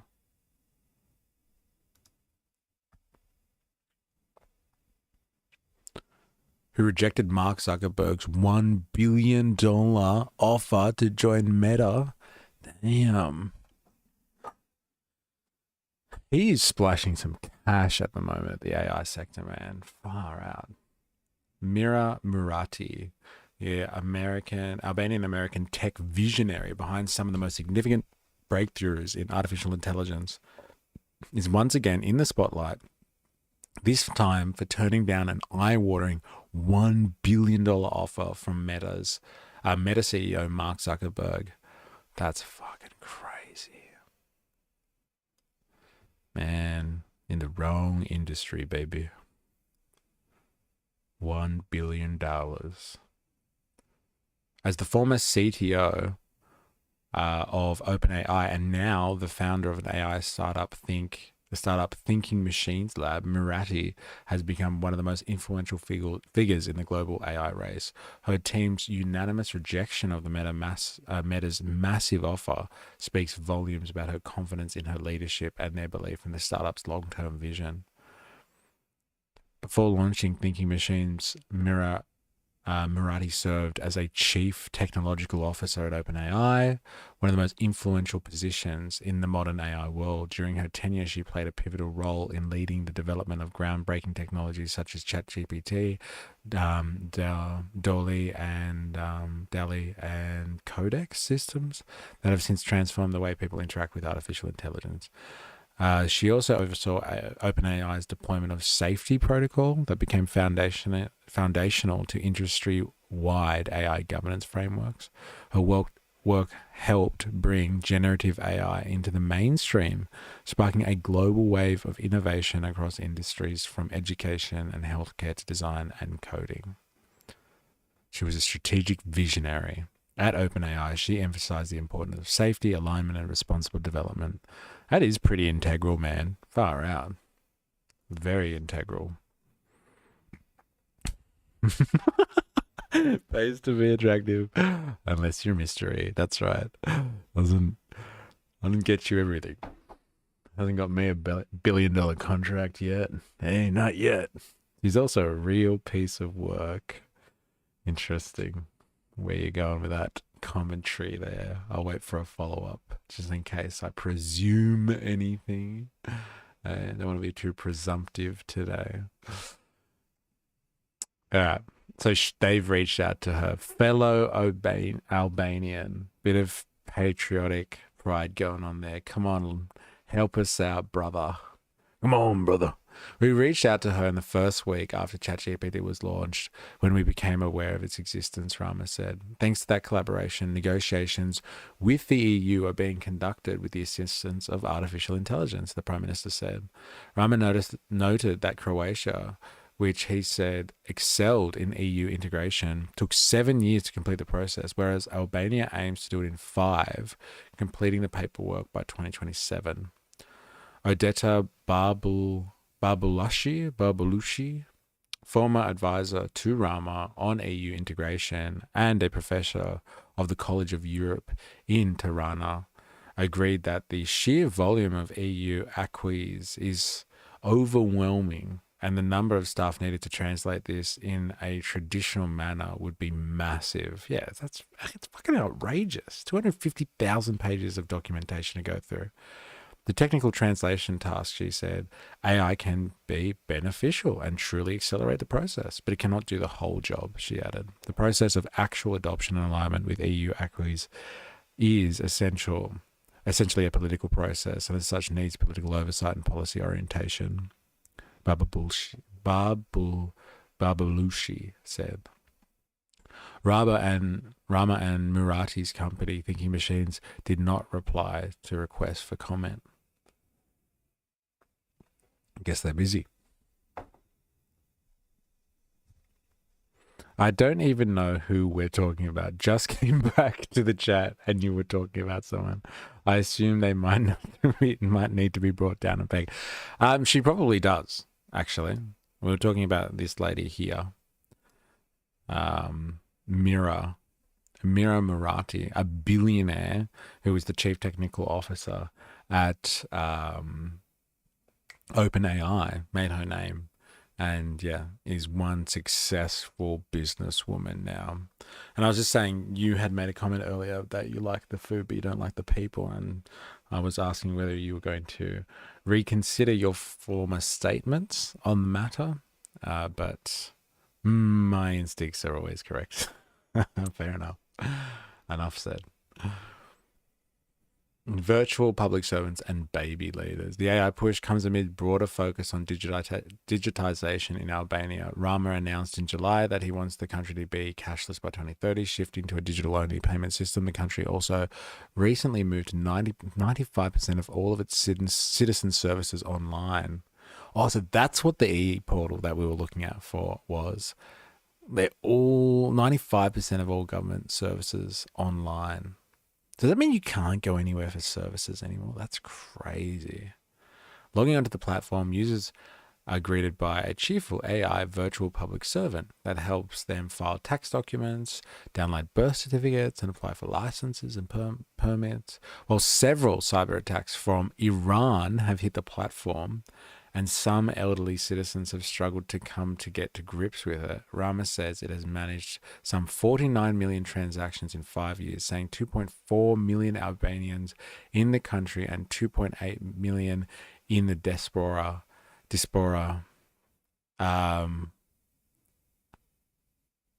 more than 600, what is that? Saving more than 600 million euros. But AI is not just being used for practical purposes.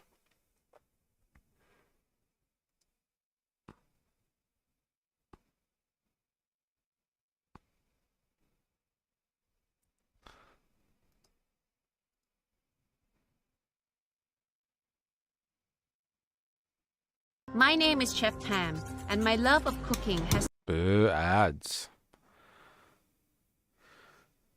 You guys see this? Yeah, you can see that.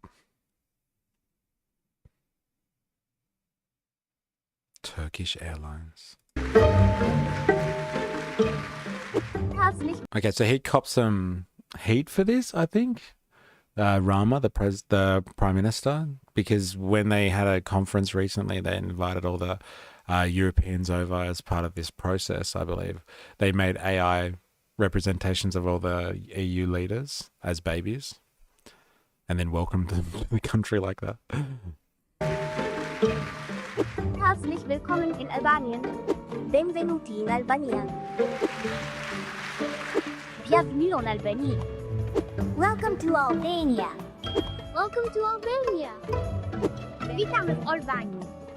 Witajemy w Albanii. Hallo Albanië. Welkom in Albanien. Dit was ayıp Albanya'nın. Aynı mutluğa hoş geldiniz. They didn't like that. Hey, don't piss off the Turkish. Didn't like that. Interesting.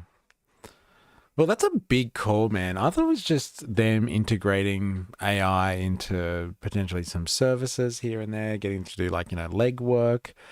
But if this dude, this massive 2-meter tall dude, Edi Rama, is talking about actually having, AI politicians.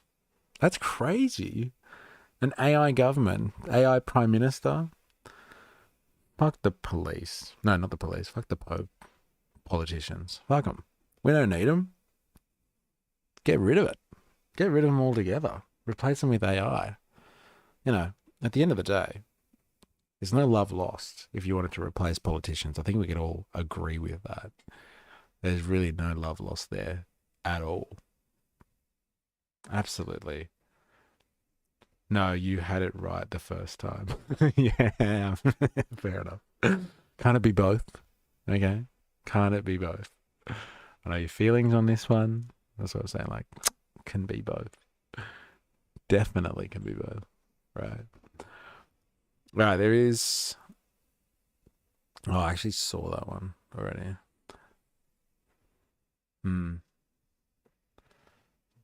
What did I want to catch up on from this week? Venezuela. I want to have a look at this.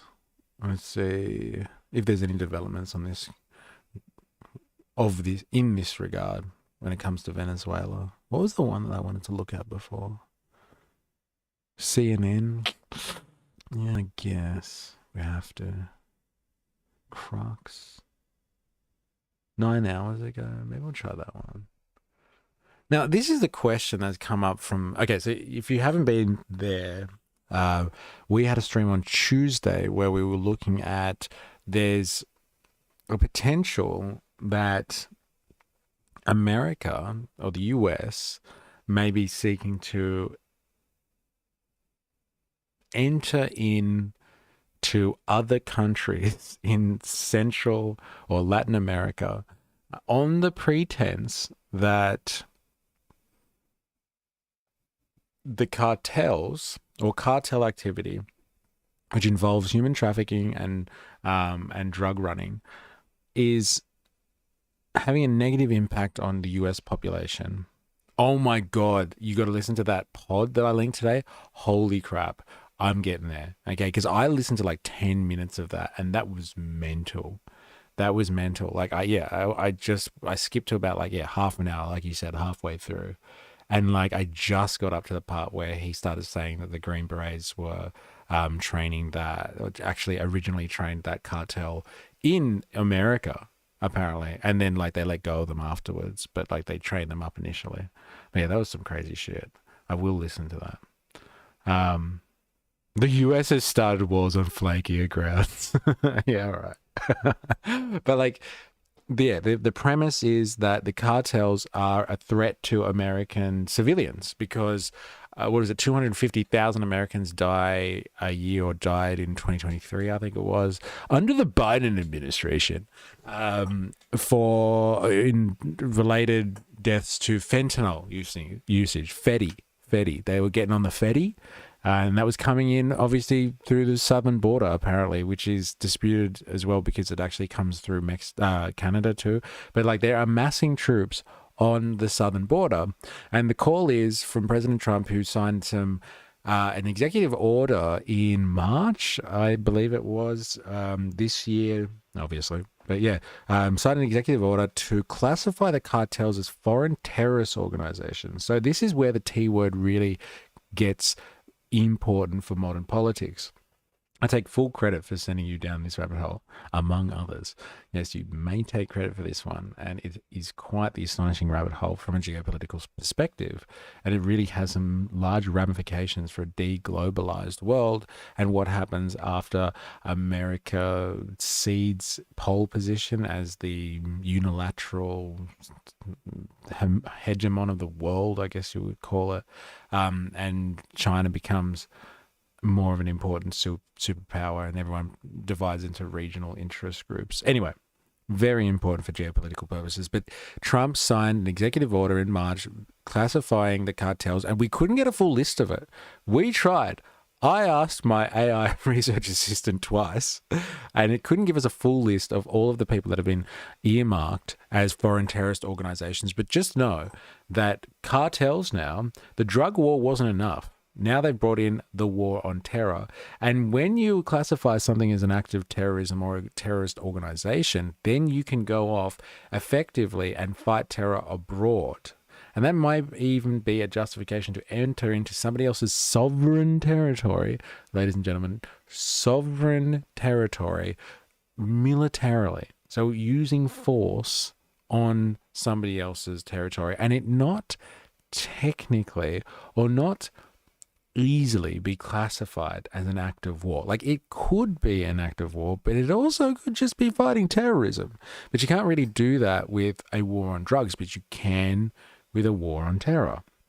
And so Trump did that in March, and then he put in a secret, not so secret apparently, directive like a few weeks ago to basically start preparing the military to act on some of their requirements to shut down these foreign terrorist organizations, i.e. the cartels. And so the Pentagon has been preparing since March now various strategies, operations, options, let's call them, for the president to give the green light to go after, again, these foreign terrorist organizations. And these cartels, I don't know why I did that for cartels, but these cartels are, they're in Mexico, they're in Venezuela, they're in the Caribbean, reportedly in Cuba too, of course. Evil socialist countries have all the cartels in them. They're in Colombia, Panama, they're all around the place.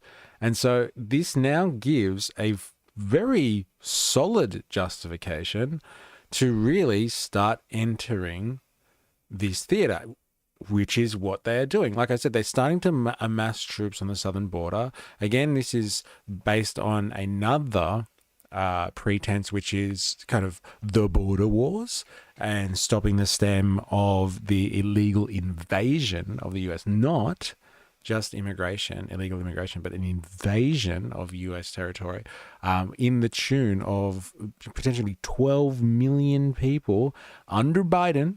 Let's not forget that. Under Biden, 12 million people have come in and invaded the country, so they're amassing troops at the border, but also with the strike potential of moving into Mexico, if required, to set up potentially not only to, like we're talking about sophisticated sting operations, let's say, to take out cartel leaders and cartel infrastructure, but actually set up barracks in Mexico as bases of operation to kind of extradite or take claim over cartel members and to start to, interrogate them or something on Mexican soil. Now, obviously, the Mexican president, Claudia Sheinbaum, has been refuting this extensively or outright and very overtly, explicitly saying, no, they are not invading us. The US is not invading us. We will work with them. We'll collaborate with them. They're not invading us. And that's obviously what she has to do. Now, the speculation from the right wing and from, military influencers, I guess you would call them, the speculation is obviously she has to do that. She has to say that, we're not going to let foreign troops come in here. But in the background, she's more than happy to work with the US government and the Trump administration to help deal with the cartels because they're out of control. And so she's going to say that, but really she's going to let them in the back door and allow them to go nuts and take out the cartels and all that sort of stuff. Again, highly speculative, but that's the conversation that's happening, that the Mexicans do want someone to do something about the cartels. They're a big problem. But Mexico's not just going to let Americans just walk straight in or American military personnel just literally walk into their country. Now, while that's been happening, Trump has also done something else, and this gives a nice kind of segue into why I want to watch this video, but he has deployed the Navy or a section of the Navy to park itself in the southern portion of the Caribbean Sea. And this is obviously to intimidate people in that area and say, look, we are cracking down on cartel activity. And from what we understand, a lot of cartel activity does happen on the waters because that's how they transport their goods around. They're not only going and using small ships to do drug running adventures, but they also got submarines as well. They've got all these interesting ways to get drugs into America, whether that's directly or indirectly through different supply chains, but they're using the waterways. Okay, they're using the waterways around the Gulf of Mexico or the Gulf of America and the Caribbean Sea to get that done. And so he's parked part of the Navy and 4,000 Marines, reportedly, there, right in front of Venezuela. Now, as we understand it as well, Venezuela is, for all intents and purposes, whether you agree with this classification or not, a socialist country. It is obviously antithetical to free market societies. It's in bed with the Russians, it's in bed with the Chinese, another evil socialist / communist outfit, let's call it. And so Venezuela directly is antagonistic to the vision of American political hegemony in their backyard, because it's associating with foreign political adversaries that back their political legitimacy, whereas the American government has come out and explicitly stated that they do not recognize the government of Venezuela. They do not think it's a legitimate government. We even went down the rabbit hole of finding out that they've tried to put other people in. Juan Guaido, I think it is. I've been practicing my Spanish, and they tried to, put in a puppet interim president, all this sort of stuff. Tried to lodge a coup. It never worked. Maduro was too popular, or backed at least by the military at that point. And so the Americans have tried to destabilize Venezuela a number of times, and it's not working. It hasn't worked yet. And so this is now a ramping up of trying to deal with Venezuela, because they pose a potential threat, obviously, to American interests, again, in their sphere of influence. There's this really interesting document. I'm not sure if you've heard about this. It's called the Monroe Doctrine. I'm not sure if you've ever come across anything like this before, but it was from the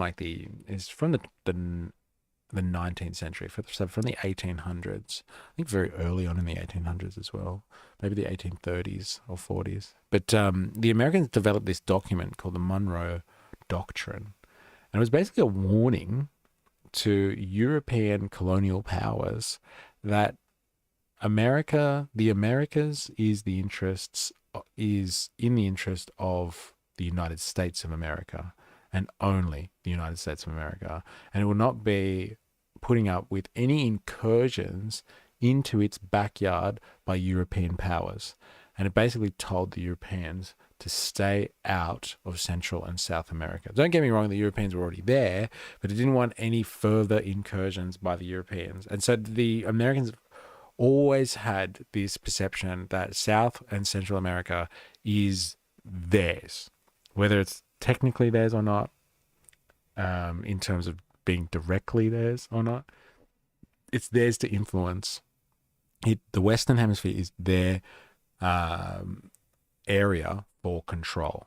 And so they even went as far as saying, look, if you try and bring in your colonial powers into this area, we're going to fight with revolutionaries in South and Central America to fight off the colonizers, because we are recent revolutionaries ourselves as newly independent Americans, and we will fight with local populations to get rid of the evil colonial oppressors. And so this is part of that, a continuation of, I think, the Monroe Doctrine, which is a reconstruction of American hegemony in Latin and South America, because they've kind of just put it on the back burner while they've had global power, and they've destabilized the entire region to obviously remain controlled. But like now, in a world where potentially, it's deglobalizing and China's going to have more of a say in affairs over there, they want to maintain full control in the region. And the interesting theory, I think, that came partly from Avalava, put this out, is, look, they've moved out of Afghanistan. They're moving out of the Arab nations. Generally, they're not really interested in that theater as much anymore. They've got their own oil, so there's no real reason for the Americans to be kept over there. They've got to deal with China. Followed by Roosevelt's big stick, diplomacy. Yes, yes, interesting. So yeah, all that stuff goes hand in hand. He was going around there, same thing. I'm pretty sure he was using the Navy too with his big stick and going out and making sure everyone was following the rules and playing nicely in the Caribbean. So this is an extension of all of that type of policy, but now it's more real because yes, the world is deglobalizing. And people are going to be breaking into spheres of influence. And America does need to shore up its control over this part of the world. And again, this is potentially going to be done through invasions. Sorry. I used the I word again. I meant to use the T word with his big stick. Yes, I know, right? Much bigger than Trump's. If you have seen any of the South Park stuff, oh my God, they just double down on that so hard. Oh my God, they won't stop. They really go and hitting Trump where it hurts. That's for sure. And in his ego. They're really ramming home and smashing his ego at the moment. Anyway, so they are going after terrorists in their backyard. And that could be anyone. That could be in Mexico. That could be in Venezuela. That could be in any of the states in Central America. And once they've shot up Central America, tactical incursions. Sorry. I am corrected again by our military expert. Tactical incursions. But like the tactical incursions on Venezuela are much more politically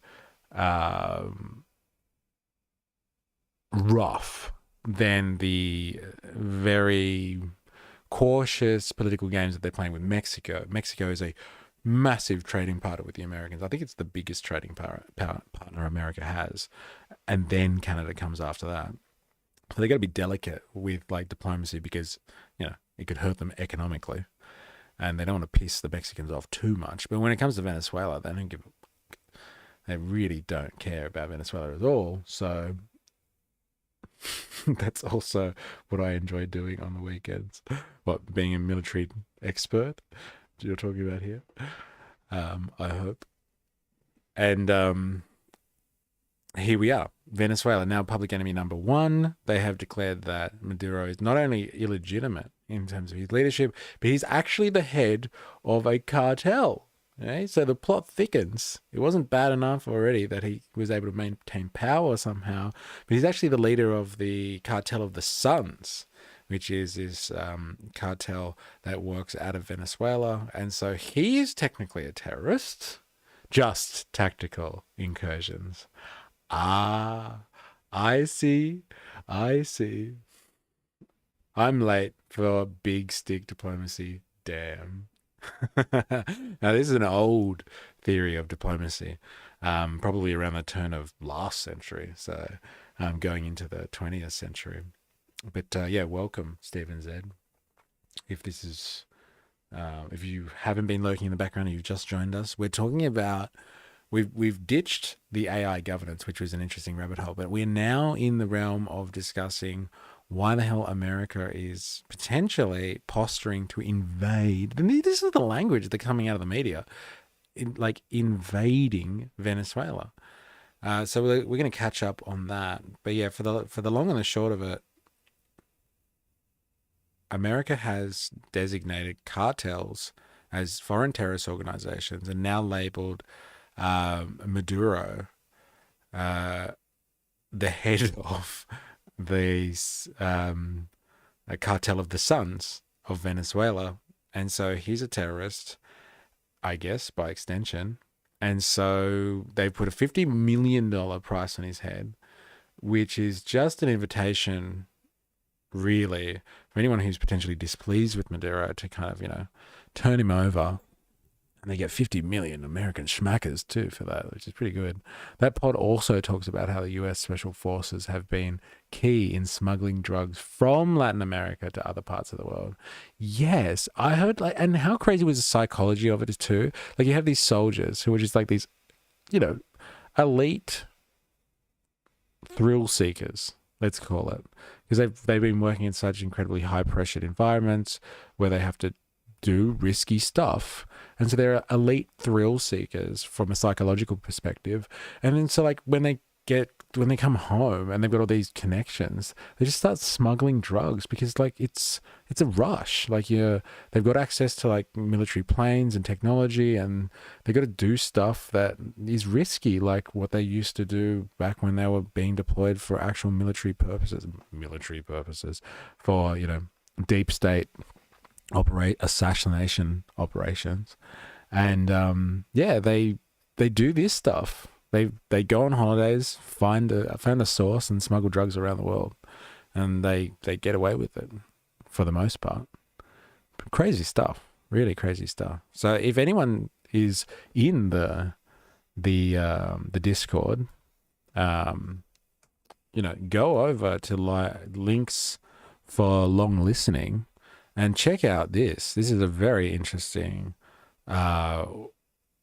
window into the world of what goes on with these special forces people and how they have had a big impact on this type of foreign terrorist organization development, like cartel behavior and, you know, general US diplomacy that's not above board, if you know what I mean. If you know what I mean. This is the backdoor stuff that happens, the real things, these, as Chris Hedges calls them, death squads, and these people that are sent around, these special operatives that are sent around the world to clean up messes from a geopolitical standpoint, if you know what I mean, and the people disappear, etc., etc. So anyway, that's where we are, and I'm trying to figure out whether, because they've said that they've moved the Navy into the southern part of the Caribbean Sea. But like, there's reports coming out that it's actually, no, there's more than they've just moved them in there.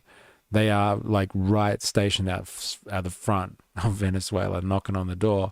And Maduro, in kind of response to that, has ramped up his military posturing by showcasing 4.5 million militia men and women in his country. That's 4.5 million people. I think last we checked, the American Army has 1.2 million service members.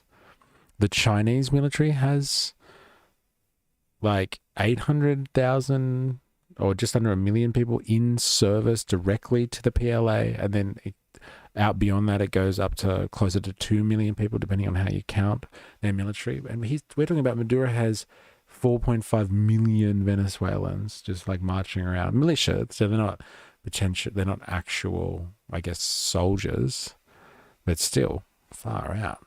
4.5 million of them parading around Venezuela. But yeah, let's have a look and see if there's been any developments in the last couple of days.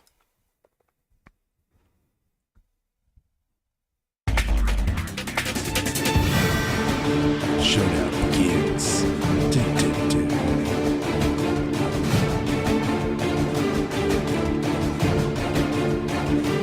No, this is one of those AI ones. Oh shit. Rechazamos de manera categórica No.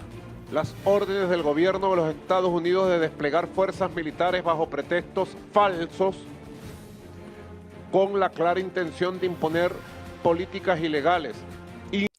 All right, so we categorically reject the orders of the United States government to deploy military forces under false pretexts. False pretext? That's a big call, you naughty man. With clear intention of imposing illegal interventionist policies that are contrary to the constitutional order of the states of Latin America and the Caribbean. All right, this is just going to be AI slop, this one. I don't think it's actually going to be.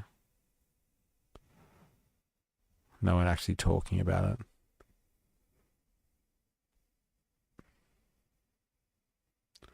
That would be 15% of their like approximately 15% of their population. That's mental, isn't it?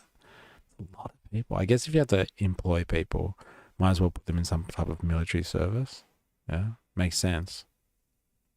Y a los mecanismos multilaterales de solución pacífica de controversia. Es el genoma. Y con piel blanquita, con piel canela, por razas, los signos que aquí hay en los departamentos, hablando de raza, y Diosdado dice... Nope. Not this one then. Let's have a look at this one.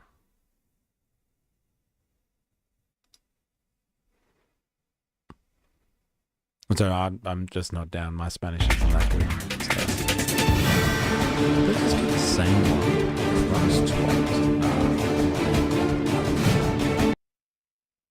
That's interesting. Sé que en Venezuela no están.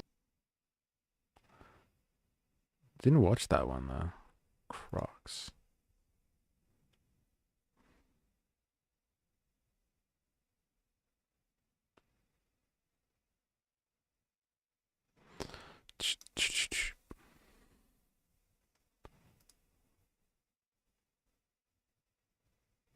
Oh, it's doing this again. I wonder why. I wonder what's happening. U.S. Armada surrounds Venezuela.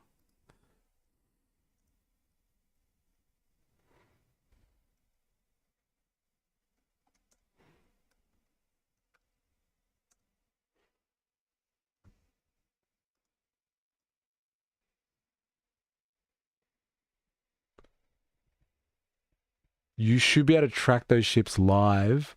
No way. That's crazy.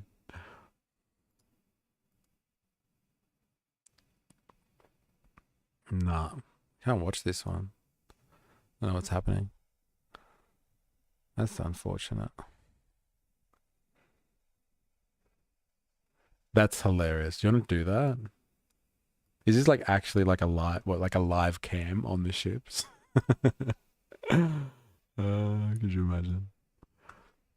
It's like when Elon Musk someone had like a Reddit or something like that lined up with all of his every time he got on his private jet or something like that, people were tracking him. Marine traffic. No way you can do this. Are you serious? So what are the red arrows? What are we looking at here? Whoa. There's got to be a legend or something that we can use. Company stations, marine news, vessels. Ah, man. Fuck that. Military ships tend to turn off the tracking. Ah, that's unfortunate. It would be nice to see what they're up to. Yeah, that sucks. Right. Al Jazeera might have something to say about this.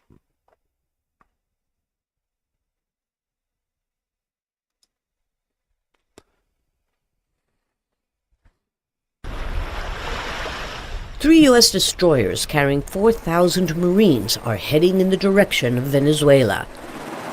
According to the White House, the mission is to target drug cartels that traffic narcotics to the United States. The move comes just days after President Trump raised... Remember we looked it up? There was a definition for this. Love the word vessel. Just set up the octagon in the the White House lawn and let Maduro and Trump duke it out. Yes, we're all for that. Why don't the presidents fight the wars? Hey? And who would you put your money on? Hey, Maduro or Trump? Hey, I don't know. I think I put my money on Maduro. Hey, he looks, I don't know, like he's got a bit more vitality in him, a little bit more of that mongrel. He'll do it. Yeah, what we learned before is that, or the other day, they were talking about narcotics, you know, going after the narcotics trade. Narco-terrorists are a thing. So narco-terrorist organizations or terrorist organizations that fund themselves with narcotics or support drug trafficking organizations that use terror. So, like, you know, pretty loose definition. So you can just associate drug running and drug, like illegal drug activities with terrorism if you really want to. I think it's just a way for world governments, honestly, and states to be able to police people they don't like by classifying them with the T word again. Is the reward for helping to apprehend target drug cartels that traffic narcotics to the United States. The move comes just days after President Trump raised the reward for helping to apprehend Venezuela's leader Nicolás Maduro to $50 million. In response, Maduro is mobilizing 4.5 million militiamen and women throughout the country. Que el mundo lo sepa. Let the world know, let the empires know, that today more than ever, Venezuela can defend itself. That's why we're in peace and will stay in peace.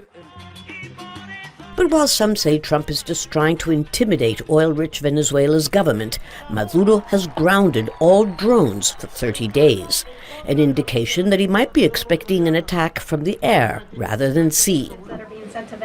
President Trump hasn't ruled out anything, says his spokesperson. He's prepared to use every element of American power to stop drugs from flooding into our country and to bring those responsible to justice. The Maduro regime is not the legitimate government of Venezuela. It is a narco-terror cartel.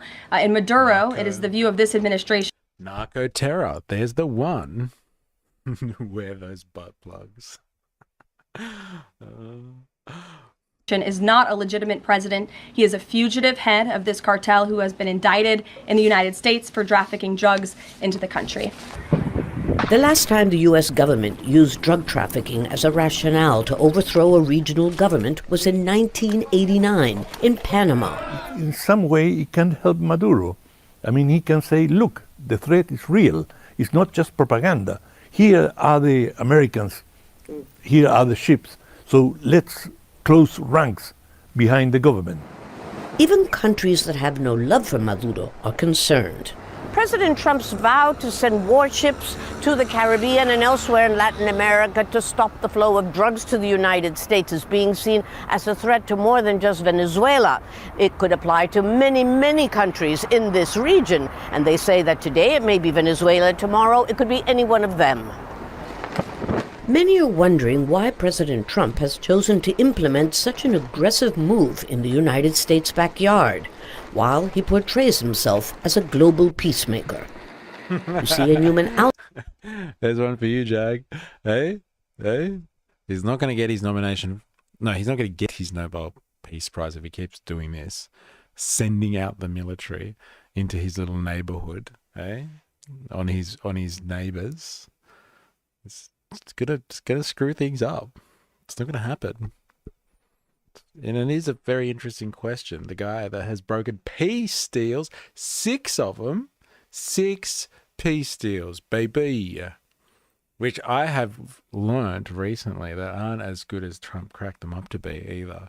Apparently. Now, remember when we were looking at the list of all the countries that he's gotten to sign peace deals or to come to some type of agreement? So what were they? So I think Thailand, Cambodia, ones that they've claimed, Pakistan, India, Congo, and Rwanda. Who else was on the list there? Albania and Azerbaijan and someone else. Can't remember who all the other ones are. But yeah, he's brokered peace deals. And what happened with the one, anyway, between India and China is that he brokered a peace deal between a ceasefire, let's say. Iran and Israel. Oh, my God. Seriously. Oh, wait, censored comments. Just another war he can start and end and add to his list. Yes. I know he got censored for that, mate. It's because it's got the W word in it. But yeah, when it came to the Indian-Pakistan one, he was claiming full credit for the ceasefire. And Modi, the Indian Prime Minister, was just like, no, he did nothing. Trump did nothing. Openly was saying, no, Trump can't take credit for this. He's done fuck all. And he mentioned it multiple times on Indian media, I guess you would say, because it didn't get picked up in the West at all. It's just been Trump, jerking himself off, like claiming how successful he was at brokering peace between Pakistan and India. And again, Modi was just like, he did nothing. He shouldn't be taking any credit for this on the world stage. And so that's one of the reasons. So this person I was listening to was speculating. That was one of the reasons why Modi's been hit up, or the Indians have been hit up with 50% tariffs, because Trump was pissed off that Modi was just not like, oh yeah, Trump, it's all you brokered the peace deals. That's it. That's how volatile, according to this person, that President Trump's diplomacy is. Like, it's not a joke anymore. Like, I just thought there was some type of deeper economic reasons behind a lot of these trade deals and tariff policies and all this type of stuff. I thought there might be some out of the deal stuff going on there. So Trump's like hitting everyone up and being super aggressive, and then he can turn around and like negotiate with them. But no. Like, when it came to Modi, he was just pissed off that Modi wasn't like, yeah, Trump, thanks so much for brokering peace between India and Pakistan. And Modi didn't, I guess, kiss his ass properly. And so he's hit them up with 50% tariffs. And like the American strategy at the moment when it comes to India is really, and like, you know, we see elements of this stuff in Project 2025. But just generally, the American strategy towards India is supposed to keep India close, and close enough in order to keep them away from being friendly with China. And so as soon as the 50% tariffs have been announced, like, Modi's planning trips to China straight away. Toss my salad, or I'll toss more tariffs at you. Pretty much, that's his diplomacy right now. It's really a personal vendetta, a lot of this stuff. So that's why it was really cringe watching the EU leaders rock up to the White House the other day to protect Zelensky, because all of them, in order to protect Zelensky and to make it obvious to Trump that they need to do more than just peace but a ceasefire, and like Putin can't be trusted, they all had to suck up to Trump so much just in case they pissed him off a little bit, and they didn't want to do that. And it was really cringe watching them do that. It was really cringy. My God. Anyway, what a tangent. Al Jazeera, Santiago. Don't miss out. Get the full picture. Subscribe. All right, I'm going to do this. I hope it's good. Do some Fox News. All right. Cartel terror. President Trump has been very clear and consistent. He's prepared to use every Act like a bully to then be surprised when other countries side with your rivals. Yeah, I know. And like, it's a pretty important partnership, because like China and India have got their own problems, man. They're just like Pakistan and India. Like, there's border disputes, you know, cultural issues as old as time itself. These are deep-rooted cultural issues. And like, leave it to someone like Trump to push Xi Jinping and Modi together. They haven't been on good speaking terms for like, 10 years. They started off all right, and then there was some tension, and like, they just crashed and burned. And Trump's pushing these big players, economic players, together. It's rather interesting, the Trump effect, in many senses, I guess you could say. Element of American power to stop very cartel terror. President Trump has been very clear and consistent. He's prepared to use every element of American power to stop drugs from flooding into our country and to bring those responsible to justice. The Maduro regime is not the legitimate government of Venezuela. It is a narco-terror cartel. President Trump cranks up the pressure on deadly drug cartels. The Pentagon sending at least 3 U.S. Navy destroyers to patrol the waters near Venezuela. Joining us now is the DEA Administrator Terry Cole. Thank you for being here. Can you tell us more about the ships in Venezuela? Is that to help deal with drug? Yeah, good morning, Dana, and thank you for talking about this important topic, especially since Venezuela has turned into a narco-terrorist state that continues to work with the FARC, continues to work with... It's turned into it, okay? It wasn't like that before. Remember that, ladies and gentlemen. There's a bit of a slip there, if you ask me. They have recently turned into that. They've recently been classified in that vein in order to get away with some, geopolitically objectionable strategy by the old United States of America there. Clever. with ELN from Colombia to send record amounts of cocaine from Venezuela, from Colombia, into the Mexican cartels that continue to come into the United States at record amounts. We have seized more cocaine this year than past years. The amount of methamphetamine coming into this country continues to be on the uptick. Look at these soldiers on their phones. That's so good. This is just modern life generally, hey? Hey? Hey, aren't you supposed to be working? Hey? Oh, I just saw a submarine go past. You should have been paying attention. Trump probably sees Venezuela as prime real estate. Hey, interesting. Yeah, we'll be going to see some... What is it? He actually did admit it, actually. We saw that.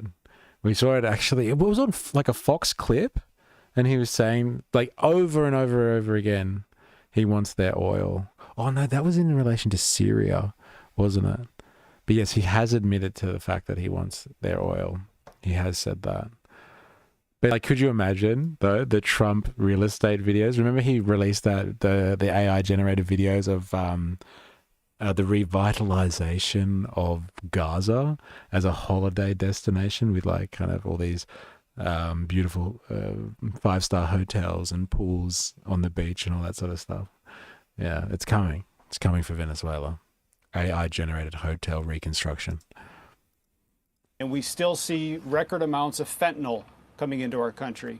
But the Venezuelan corruption, the Venezuelan dictatorship, he is a narco-terrorist.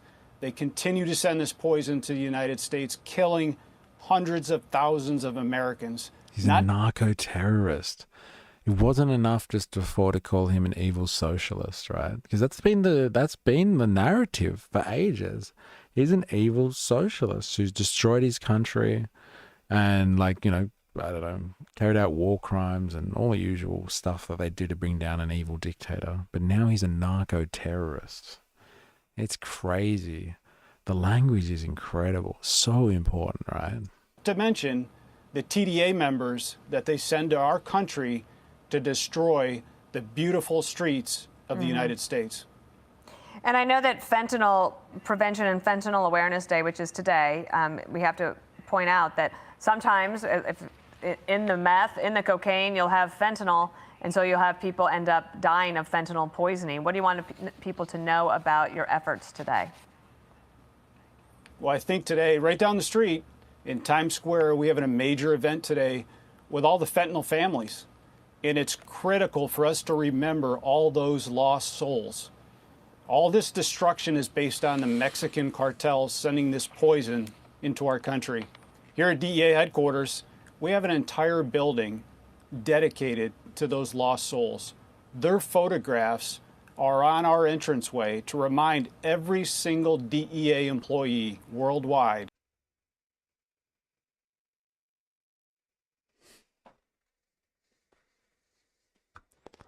LOL. Fenny Fams. Nice. Pocket Square. Fenny Fams. What's Pocket Square? What's that a reference to? Solid Pocket Square. Oh, him. Is that what you're talking about there? What he's wearing?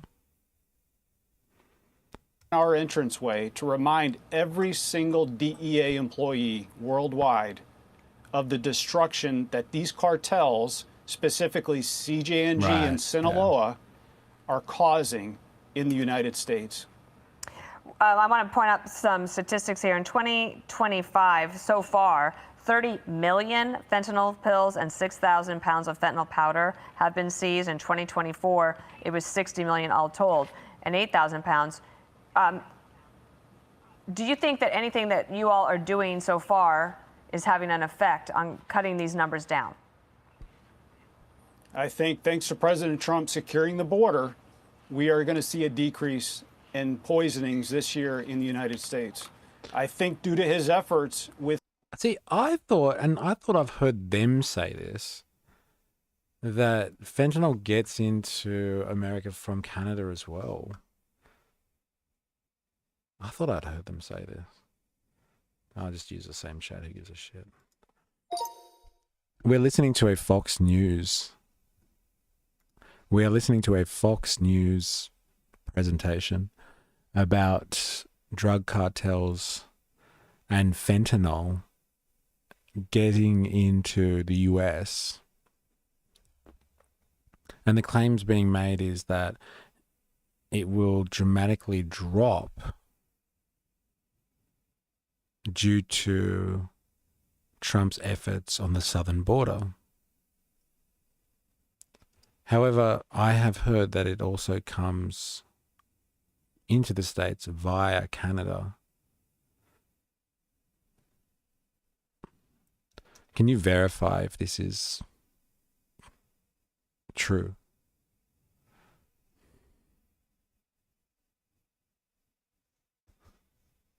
Cartels use Canada heavily. Canada is also a very popular gateway for substances coming from Asia. Yeah, I think that's the context I've heard it in as well, is like how they actually get the stuff in from China, because China's the manufacturer of the chemical compounds that go in to make fentanyl in the first place, and they've got to get it from China to Latin America for processing. And so, like, it doesn't just always go directly to Latin America. It actually comes through North America somehow, gets into Latin America, and then comes back over the borders.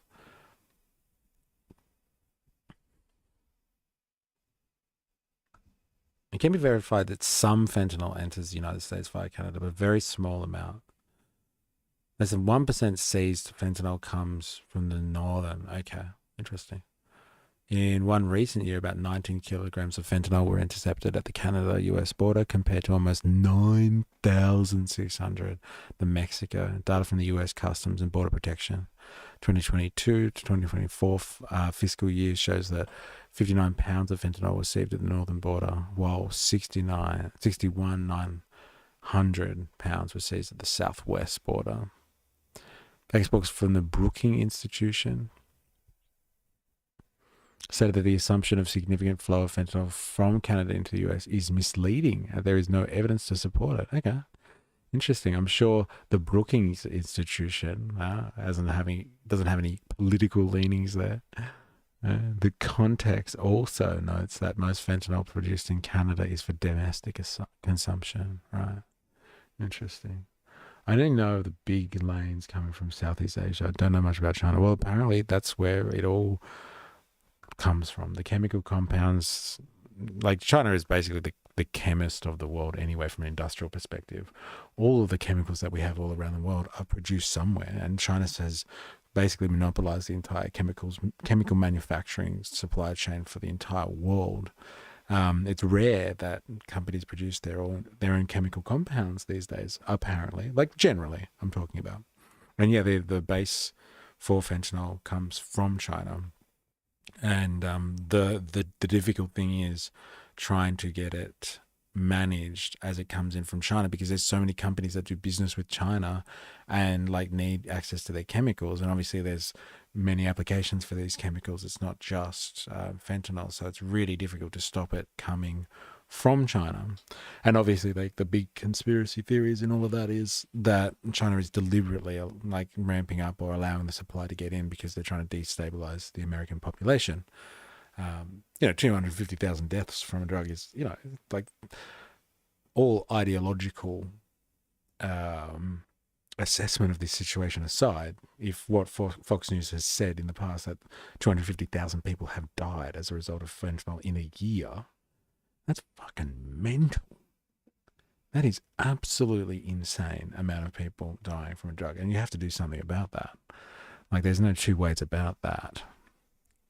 But like using this as a precursor to attack or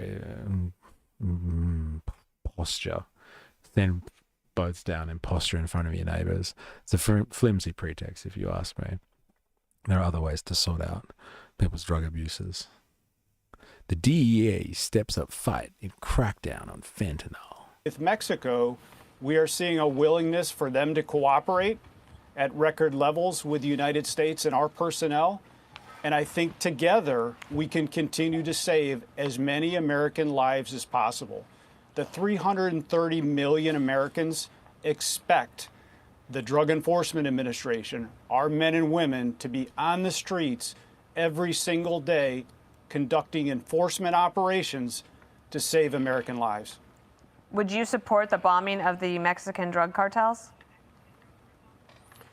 So I know that's been in the paper. The hard question. She goes straight for the hard question. Would you support bombing Mexicans? Sorry, the Mexican cartels. For the last few days, I know that decision lies with the president. The men and women of DEA will support the decision that comes from the president. We will complete the mission. But let's remember, we have been at war with these cartels for the last 40 years. The men and women of DEA have been consistent. They've been at the forefront. They've been at the tip of the spear. This is what we do, and we will continue to support the mission and the orders that come down from the President of the United States. Terry Cole, thank you, and our best to everybody there at that event in Times Square today. Thank you so much. Thank you. Thank you, brother. Hey. Wonder if he was an ideological pick as well. Oh, sorry, a loyalist pick, as they've been talking about. She's like, do you think this is doing anything? Well, not doing anything definitely doesn't work. Right. This is one war I can support. Yeah. Yeah. Good work. Cartels are done for. Dun dun dun dun.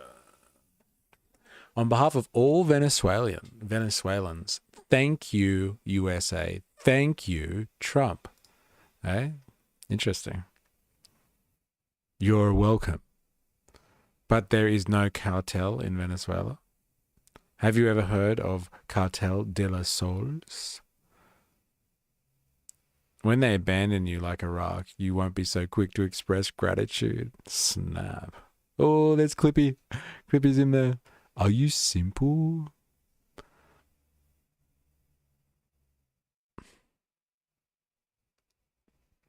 U.S. military use right. Protect U.S. borders, not foreign country border. About time. I'm just so thankful I got away from this crap 35 years ago. I wonder what that means. Away from Fox News, maybe. What DEA and US Navy is doing is completely worth the cost. I hope Trump gives the order to take out Maduro. Who's that?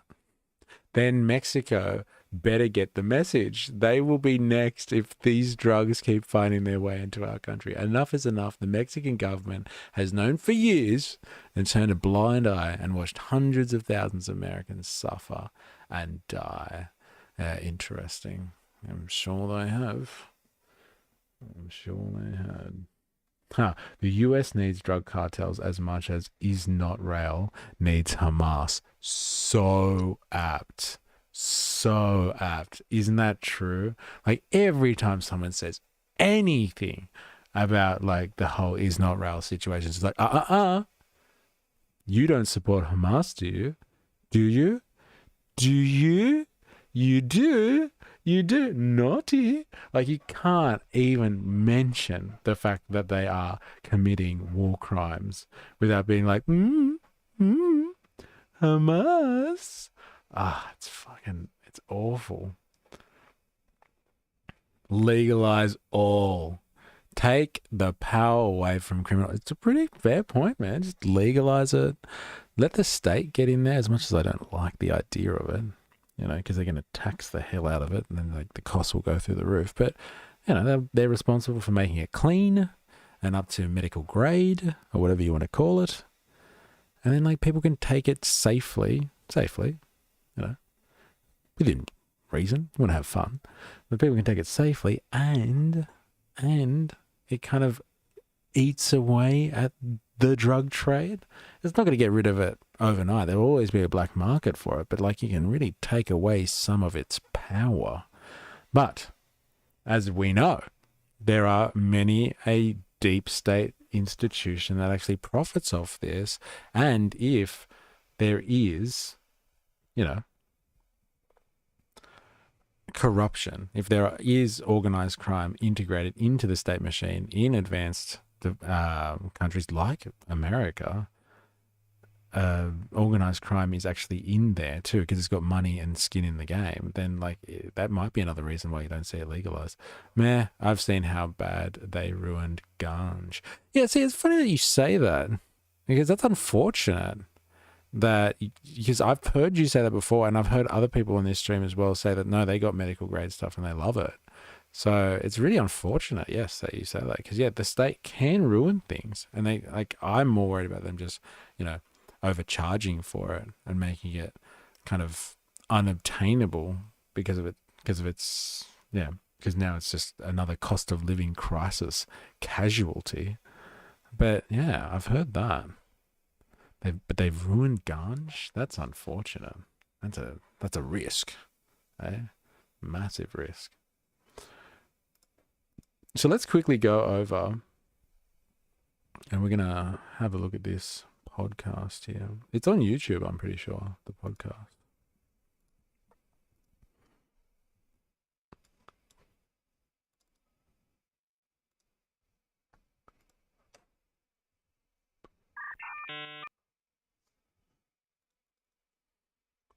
And we just need some context for this in terms of potentially like how American drug,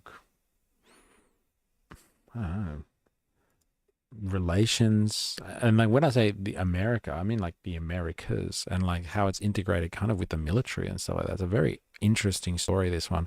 And I think it was halfway through that they were talking about this. I think you were right.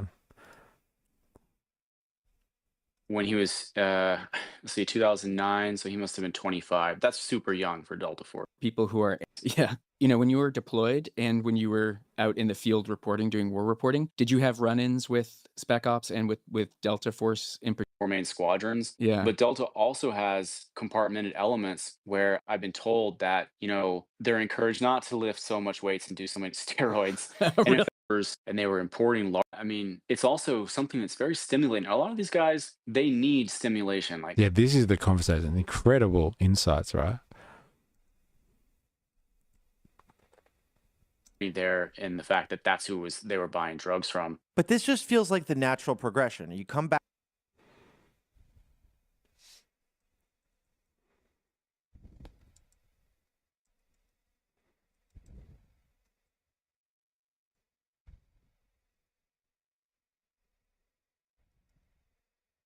Coffee ad, like the way you described each one is beards, tattoos, and fake patches. Yeah. So that I think definitely is true of the operators who make up like the 4 main squadrons. Yeah. Okay, so this is a podcast. It's called Fort Bragg Fever, featuring Seth Harp. So murder, drug trafficking, and training of death squads. Just Fort Bragg things. Journalist and author Seth Harp dropped by to chat with us about his explosive new book, The Fort Bragg Cartel, Drug Trafficking and Murder in the Special Forces. We talk about Joint Special Operations Command, Delta Force, and a variety of horrors beyond human comprehension. I think that's the scary part, right? Beyond human comprehension. All right, so let's have a look. So like I think they spent a lot of time. I haven't listened to all of it. Maybe Jag, you can fill us in. But like they talk about how special operations and units are used all over the world to carry out the behind the scenes, not official paper, military operations kind of thing, and bring down governments and important people around the world that don't align with American interests. But then like what happens to these soldiers afterwards? What happens to these special ops people? What do they get involved with when they're not working anymore, when they return to American soil, all that sort of stuff? So that's where we're at in this conversation at the moment. But like it touches on the phenomenon that happens with the cartels and like in America's backyard and stuff like that. It's expensive trash. I'm with Jag. A true smoker wants to buy it from a smelly weirdo that sprays his gear with mortane. Ah, yeah. Oh. Yeah, it's a big urban legend in Australia, the whole spraying stuff with mortane. Do you believe it, Jerry? I really hope it's not true. Really hope it's not true. Yeah. But Delta also has compartmented elements where I've been told that, they're encouraged not to lift so much weights and do so many steroids. And Really? in fact, there is an in-house tattoo removal technician at the Oh, Delta Force compound where they will help guys remove their tattoos over time, because to be like in G Squadron, you need to not be all tatted up. You need to Mm. not look recognizably like an operator. So this is their job, which is already pretty fucking grim. Now, the name of the book is the Fort Bragg Cartel for a reason, Yeah. because there's a whole other side of this in which they are drug dealers, criminal kingpins in and around Fort Bragg. And of course, this is connected to a where's kind of Fort nearby Bragg? kind of air base or Let's have a look. I wonder if it's in Albania.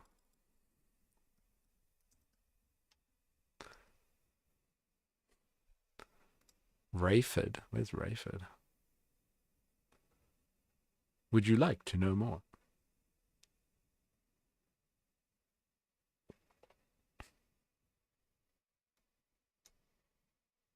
Oh, it's in North Carolina? Is that right? Am I reading that right? Virginia, North Carolina. Is that the place? Fort Bragg. Is that right? Arkansas. Oh, so I've looked at the wrong one.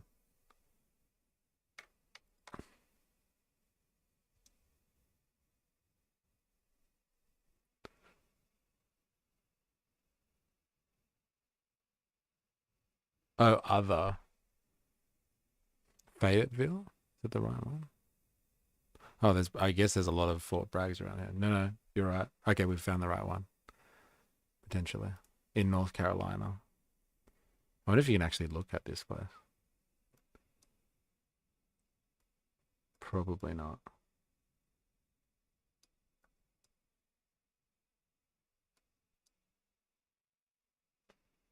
The U.S. military installation located in North Carolina.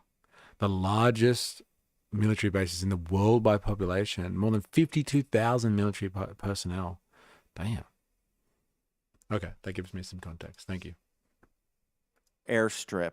There's, criminal kingpins in and around Fort Bragg. And of course, this is connected to a kind of nearby In the kind of military? air base or airstrip that is kind of infamous. So can you kind of lead us into that aspect of Delta and Fort Bragg? Yeah, and Fayetteville too, I think is good to touch on. Yeah, Vietnam, baby. So having laid the foundation of like the sort of impunity and secrecy that exists around these units, the culture of drugs and drinking criminality, I try to then go on to show how certain of these guys, including Billy Levine and his associates, were actually trafficking drugs at a high level around Fayetteville and farther out in North Carolina and in the South. And they were working with with other special forces soldiers. They were working with Marines from Camp Lejeune, corrupt police officers, corrupt state troopers, and they were importing large amounts of cocaine from the Los Zetas in Mexico, cartel that's in the north of Mexico, which is interesting and kind of takes things full circle because the Los Zetas actually were originally a Mexican special forces army unit that was trained by the Green Berets at Fort Bragg.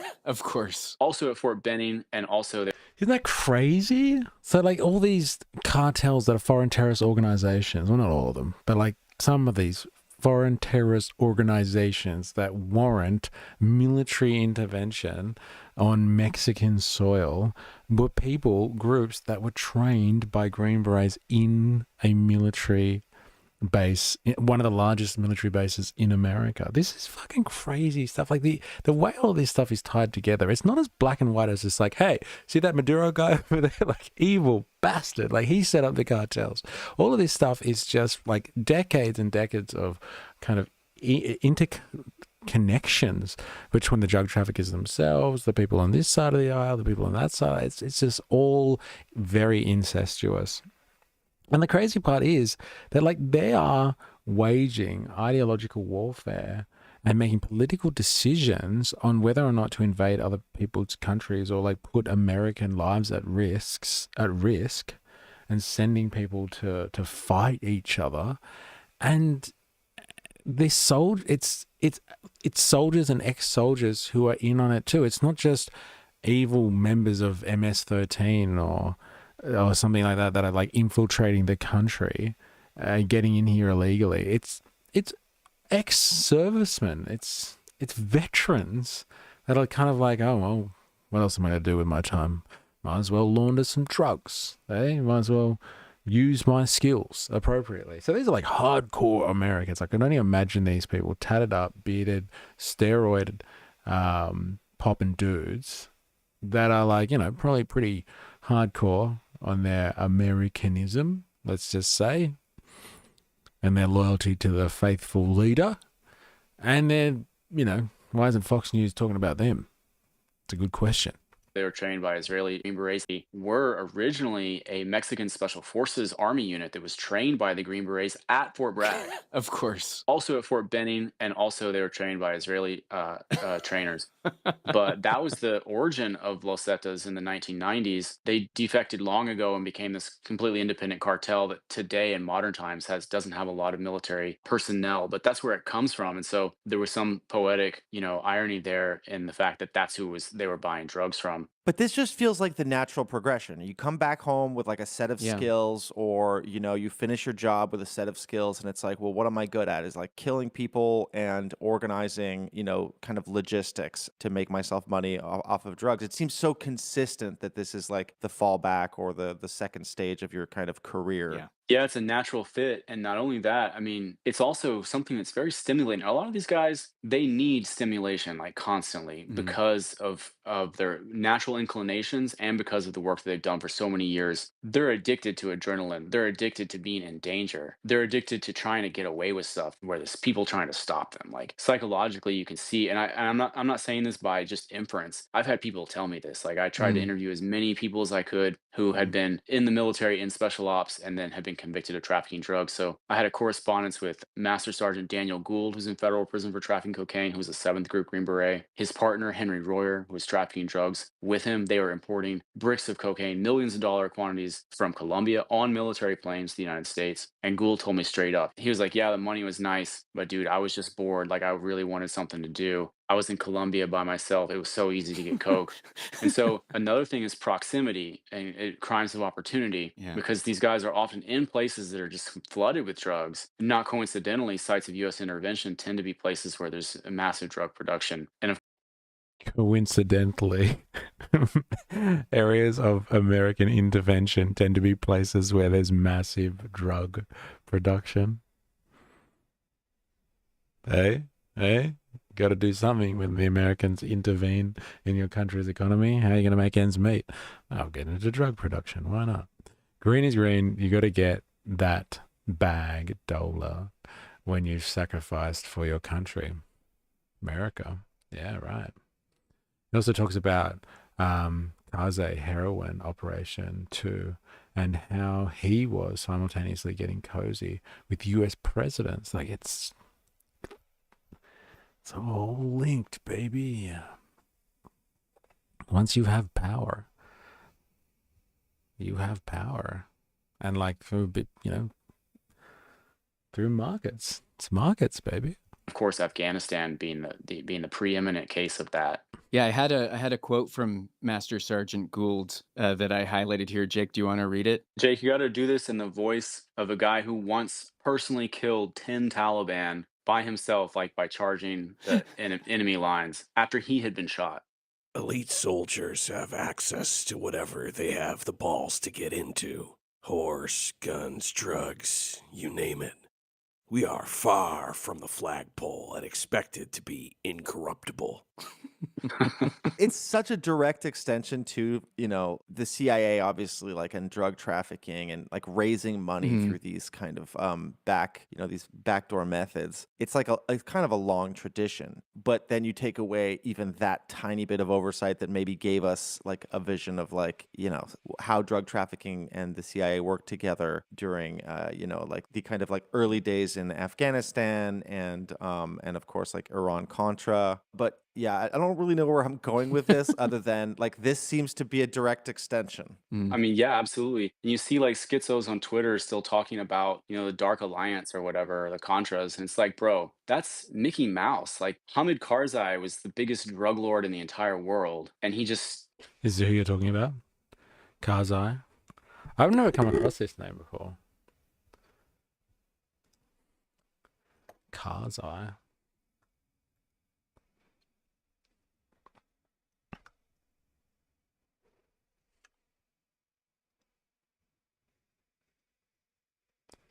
Afghan politician who served as the 7th president of Afghanistan.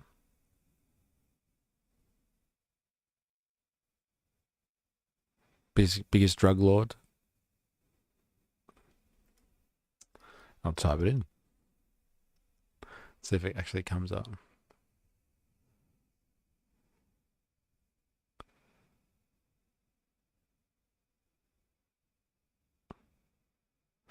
Afghanistan's annual $4.4 billion drug industry isn't much of a shocker either.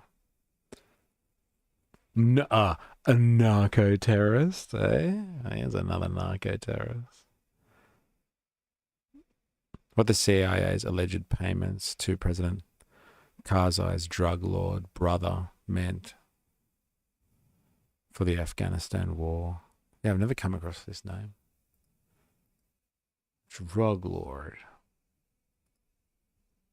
Shook hands with the president like every single year across 3 presidencies. I mean, it was so out in the open, the support for the heroin cartels in Afghanistan, and they produced so much more drugs than like the Medellin cartel ever produced or the Contras ever trafficked, you know? It's actually, you can't even say that they produce all the world's heroin because they actually produce more heroin than the world could absorb.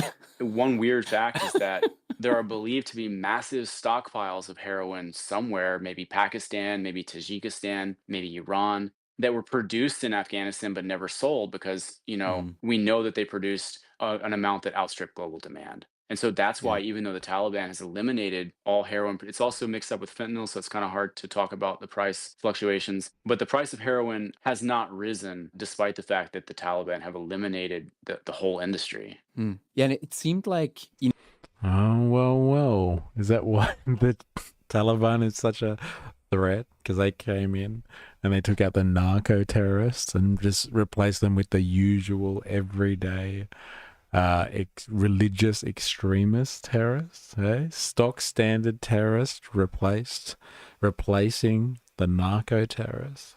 Interesting.